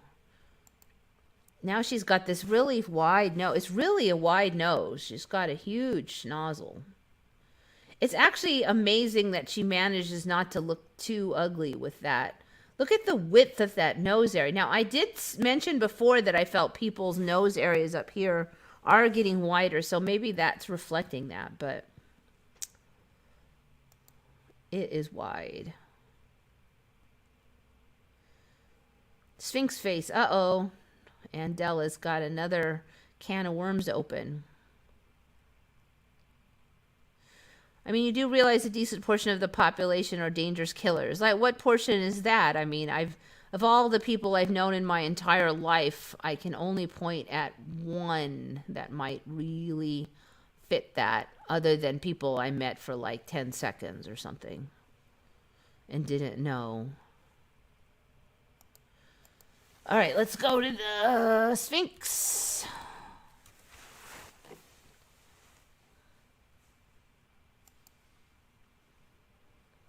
Okay, I know the lips were already pretty bad shape. It kind of looks, even from a distance, that the face is worse than ever. It feels like the whole has gotten worse. The eyes are barely present. Most of the lips are gone. Yeah, this guy's in bad shape. Look at that giant gouge over here. Ooh, this white plaster is, what, a different color now than this? This used to be the same color as this.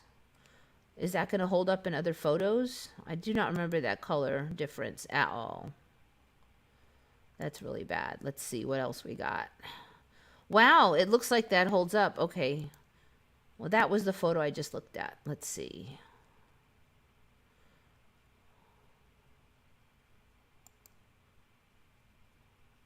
Yeah, that plaster repair around the neck has reached a new level.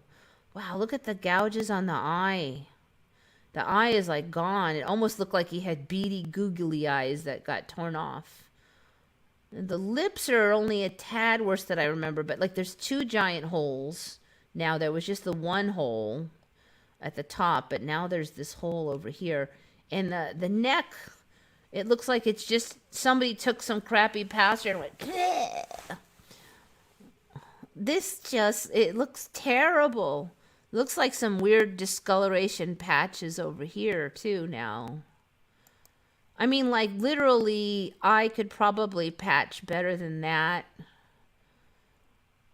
Because I would put a little bit up there and then I would see that the color's not drying in a matching way, and then I would mix the color again so it looked better and put the new slab of slathering of it on that matched over the top.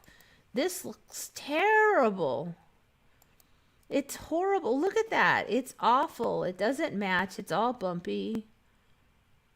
Ooh, looks like there's like something's changed over here too. This looks deeper here and it's wider. This cutout looks different. Huh, interesting. So yeah, some shifts on the main ones. I'm going to have to check the indicator photos for next week. Let's look at this one. That cutout under the ear is different. Look at that. That is not how it was before. Look, there's like one here and then this way over there. That's a whole nother thing. Then there's this big groove here where they apparently plastered and left a big lump. A couple lumps out here.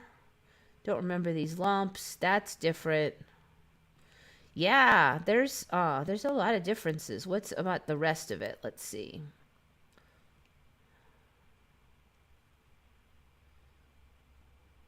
What? No. I think that's scaffolding, right? Yeah. It's like, whoa.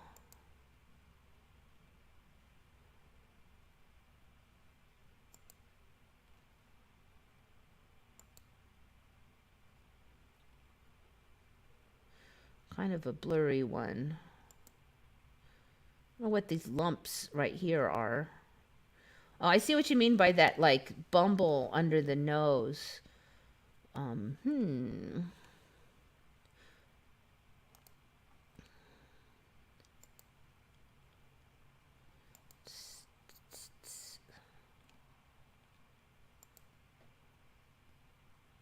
think I saw this.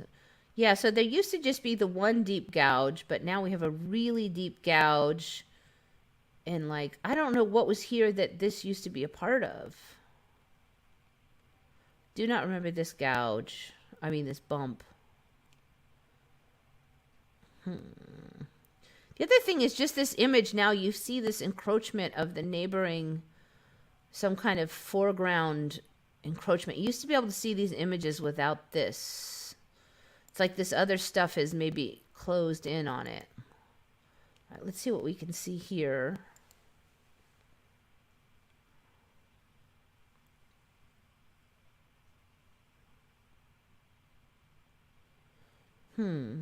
Looks like the head might be set back more, and this pushes forward more. There's more of an angle like that. Okay, I remember this, but I don't think I remember this.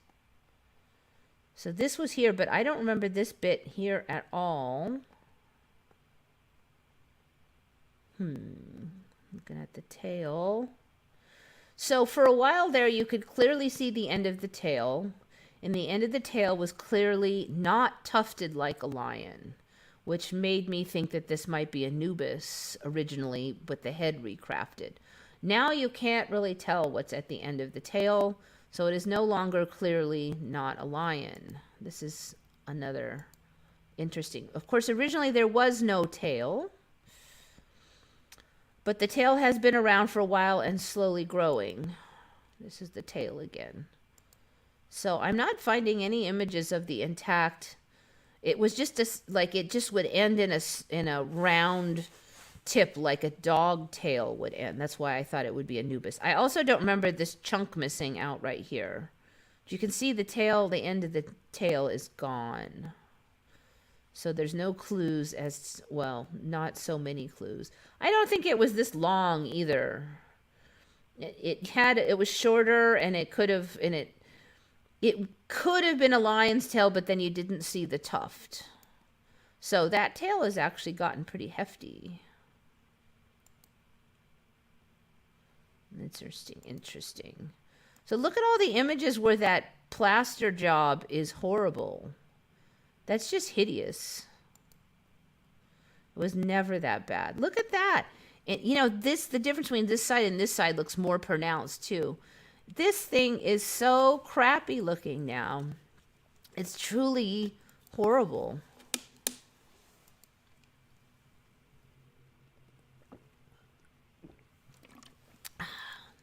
Check this pyramid is really close behind the back now. This kind of looks cut and pasted, but yet it's plausible. As you can see here, it is right in front of the pyramid. Whoops, I think I wanted to do this.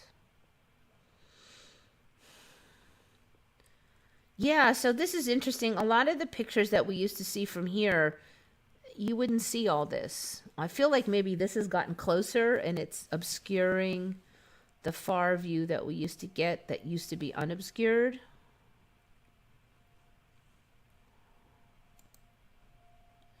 All this stuff is getting squished.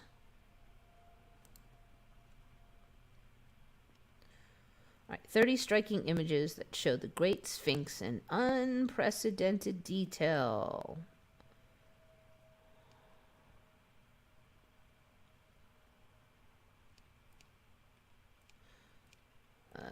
I'm not gonna click on a million of these though.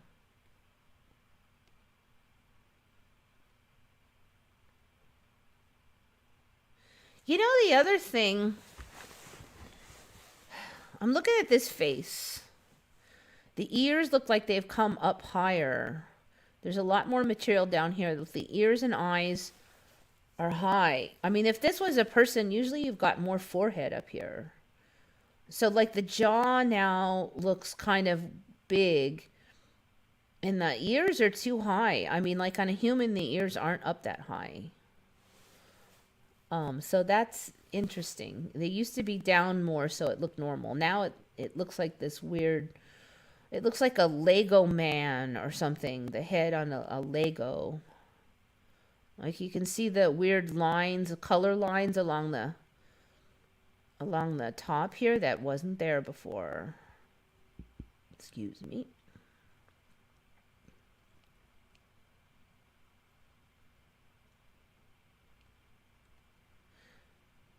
I don't know if it's me, but the head looks even smaller in comparison to the body than I recall. It's like looking really small. So yeah, man, look at that hodgepodge of patching.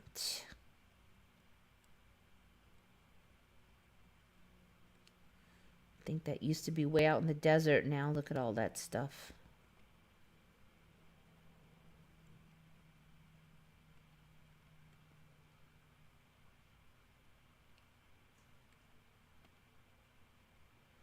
Not sure what that structure is.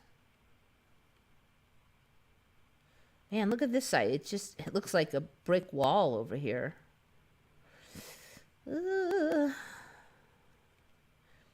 Okay, again, I see that little extra bunch of brickwork next to this one. See, that looks like crap. It used to just be one animal. It didn't have all this. A cat with boxes stacked up next to it. Looks like there's one over here, too. I don't know what this is. Come to think of it, I only ever see this side. I don't usually see this side. I don't think I ever have seen this side. Showing another one over here.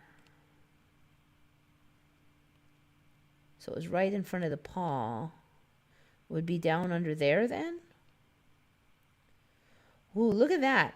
Look at the damage on that face.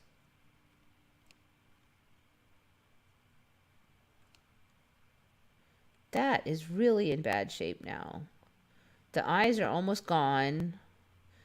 It's kind of like a cartoon when you get so punched so hard that your whole face folds in. That's what it looks like now. You can't tell whose face that is. Must be getting to the end.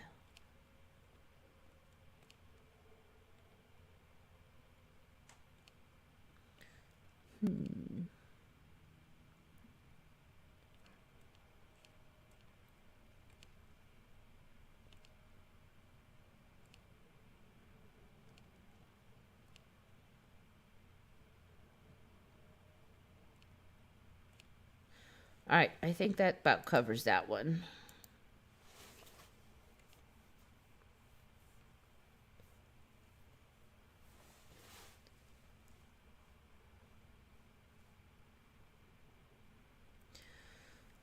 I'm 29 now, and finding an awake or open-minded partner isn't very easy. Being anti-vax is pretty much a must to get into the real interesting topics. Yeah, I have not... I have met a few, not for dating, but just humans in general. It's pretty much the most you can hope for these days. I like to think eventually we'll get through this. More people will wake up. I definitely seems to be in a stage right now where there's a lot of divorces and a lot of breakups and not very many new hookups.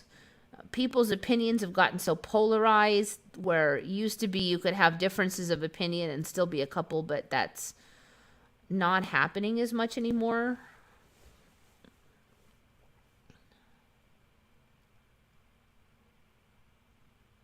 No building in front of the Sphinx. Yep.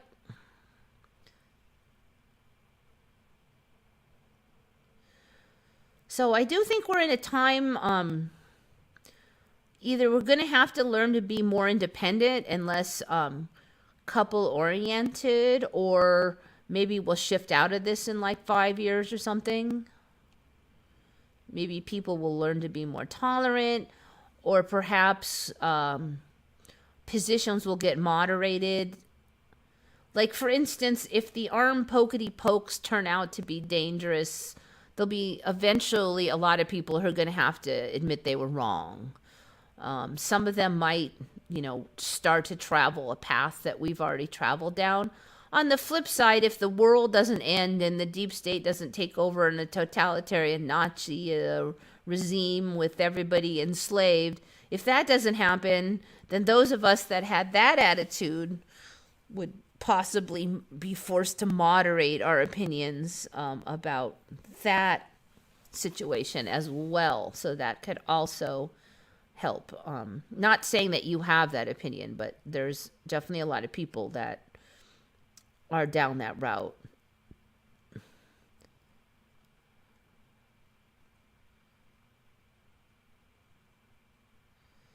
If you get the jibby jab, can you begin with booster number 4? Okay, so no is my understanding, because I don't.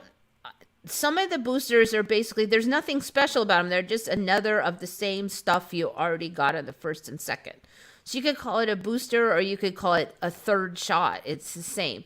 Now, a few of them, they give a half dose. It's the same stuff, but it's a half dose. So you can't start with a half dose. But there's like nothing special about the current ones on the market. They're targeted towards the alpha variant, the variant that original COVID variant that is basically out of circulation now and doesn't even exist. But they're saying that it targets decently towards the other variants, but maybe not so much for Omicron. But however you want to shake it, it's not a new vaccine. It's just more of the same material. So, if you got the third booster, it would be the same as the first shot, or it would be a half dose of the third shot, or the first shot, depending on which one you got. I haven't really memorized which one does half dose and which does full dose because it really doesn't matter to me. It doesn't affect me that much, but that's why you can't. It's like, can you jump in the pool? If you're jumping in the pool 3 times, can you start with the third jump? No, you can't start with the third jump in the pool because you can only get a third jump if you've already jumped twice because it's the same thing each time.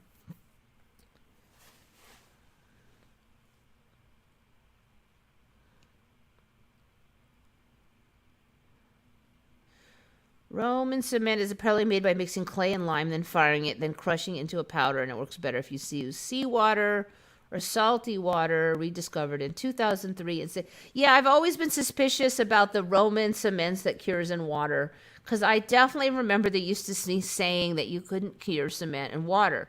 So I don't see how they would be saying that all the time if the Romans did it, and we knew that the whole time. So that should have been like a big mystery then. Ooh, how did the Romans do that? But we know how they did it. So, I mean, there was never a time for me when that existed, but we didn't know how they did it. So it doesn't make sense. I do remember there being a time when they just said, no, you can't. There's not for normal cement.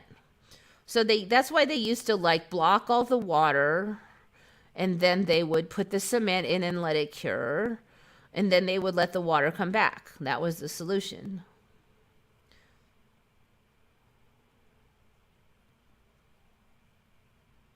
I'm going to put my energy on a future where the mandate thing die down and people you choose freely, knowingly, without being pestered. Yeah, so the trick then is, I do believe that the rest of the world is kind of a democracy. We have our vote and we affect our world. So we have a pretty strong, we're kind of the controlling vote for our own little corner of the world, our house and our luck. If you believe in luck, you just get lucky or you get unlucky. Those things, we have really strong influence on that. There's probably some other stuff where, we're not still going to be challenges or we wouldn't learn. But I think we have a really strong influence on that stuff. But I don't think we have so strong an influence on the rest of the world because there's the votes of everybody else. So, for instance, I could vote to not get the Rona and really not have it affect my life, my friends, my corner so much. I mean, still, if somebody's time to die, they're going to die. But I can have it where it doesn't, affect me, my job, blah, blah, blah, that much, or not too much. But I can't vote for somebody else. They vote on their own life. So I can vote on my life, but you might vote the reverse, and that will affect your life. So I don't have the vote for your life. So that's why, it's going to be tricky. I wouldn't be surprised if the world kind of splits up into enclaves or areas where people get all one way and they germphobes or whatever, and they go that way. And other areas where weren't doing that.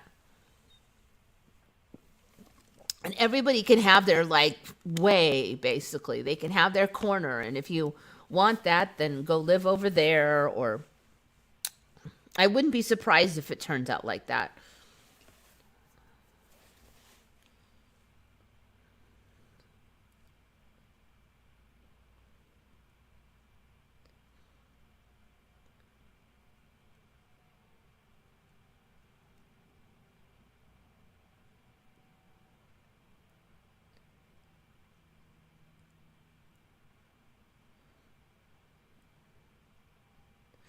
My aunt didn't believe COVID was real, and then she died of it. So, first of all, there's obviously people dying of something, but there's always been people dying of something. So, how many people have I known died in the last 2 years? I know a number of people died. A couple died from cancer.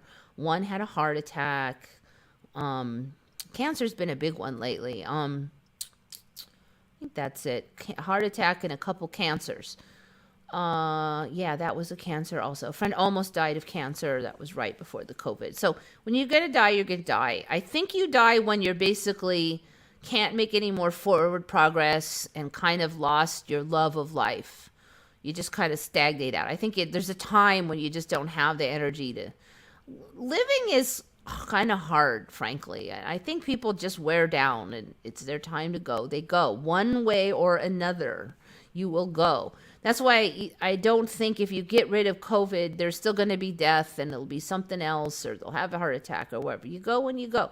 99% of people recover and 1% don't. And I don't think it's random. I don't think that 1% that doesn't recover, I don't think it's just random chance. I think you go when it's your time. So, if you're tired of life and blah, blah, blah, you may go. I don't know how you'll go. That's going to be your choice. But not believing in COVID doesn't mean you love life and you still have a lot left to live. It may just be your time. Sometimes people are still, there's a lot of people who don't believe in COVID, who are angry, hateful, negative, always expecting the worst, blah, blah, blah. There's a whole bunch of other traits, involved that can definitely sap the life out of you. So I would say work on those traits that are life affirming and whether you believe in COVID. I mean, if the whole world is a simulation or a dream or a weird democratic produced group hallucination, then what is real and what do you believe? That's the tricky part when I say, do you believe in COVID? I mean, I don't even know how to answer that. If from one perspective, if the world's a sim, then how do you answer that? Whatever people believe becomes real. If enough people believe in it, it's real. So a lot of people believe in COVID, so it's probably real for a lot of people. We do see people dying from some kind of breathing problem labeled COVID. So, there's something going on.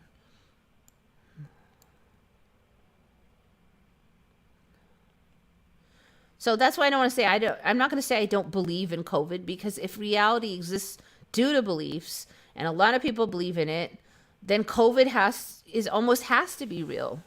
I mean, we're kind of seeing like stuff that a lot of people believe in is coming into the reality. So we've got science fiction stuff, even if you're just interested in it, science fiction stuff and weird stuff from old movies and conspiracy theories.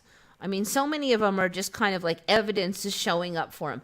Not enough evidence to totally convince a skeptic, but just enough evidence to excite the hell out of the conspiracy theorists. It's like reality is playing this little game, this little teaser game, trying to make everybody happy at once. So yeah, if enough people, I mean, it kind of reminds me of the old Japanese saying that gods only live as long as people believe in them. It used to sound ridiculous, but now the more I think of it, I'm like, dang, if enough people believe in a god or a virus or whatever, I mean, maybe it'll have some kind of existence just from that. So I really think, when your time comes, it comes. That's why I don't spend a lot of time dwelling on that. It's just not a very pleasant life. Just use common sense, but don't dwell on all the bad stuff.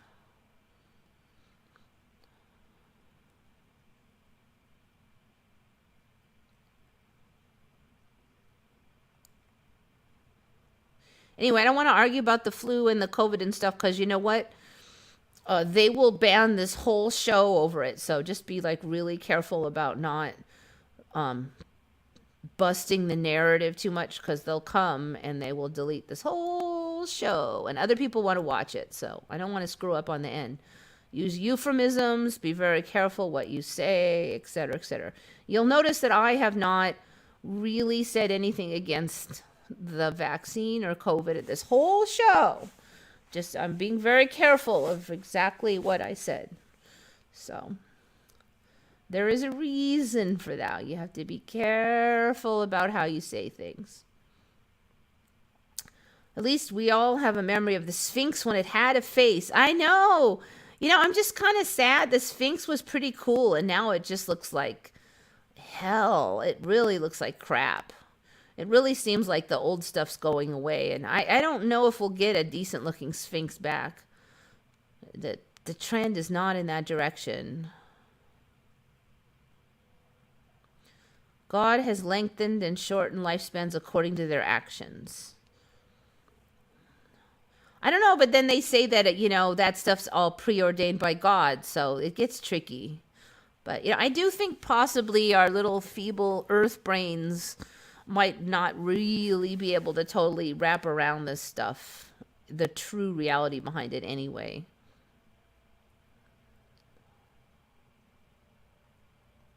Think about that. In this timeline, we have witnessed something no human here has seen for thousands of years. Yeah, I don't know how many people from here remember that. Sometimes there's a lot. So did they, are they not from here, or did they get the download? It's always the question. Because I bet you, like, a lot of these Mandelas, at first a whole bunch remember, like the Fruit of the Loom one. Okay, that's a pretty popular one. But it seems like the Fruit of the Loom one, if enough people remember it, then eventually some explanation will show up. Like, oh, it turns out they really did have the cornucopia for a year, or it's just something that'll just take the edge off the strikingness of that Mandela and sow doubt into that Mandela. So I wouldn't be surprised if something like that shows up. So if you talk to people right now, there'd probably be a lot that would be surprised about the current condition of the face. But within like 2-3 years, you'll probably have trouble finding those people agreeing. They've seen it, and their brain was remapped with the new version, or they got the download, or they're not from this timeline, something. So were they never from this timeline? Did they get the download? I don't know. I wish I did. Are they all NPCs, so the reality is always in the now for them? If you're an NPC, do you only live in the now and there is no past?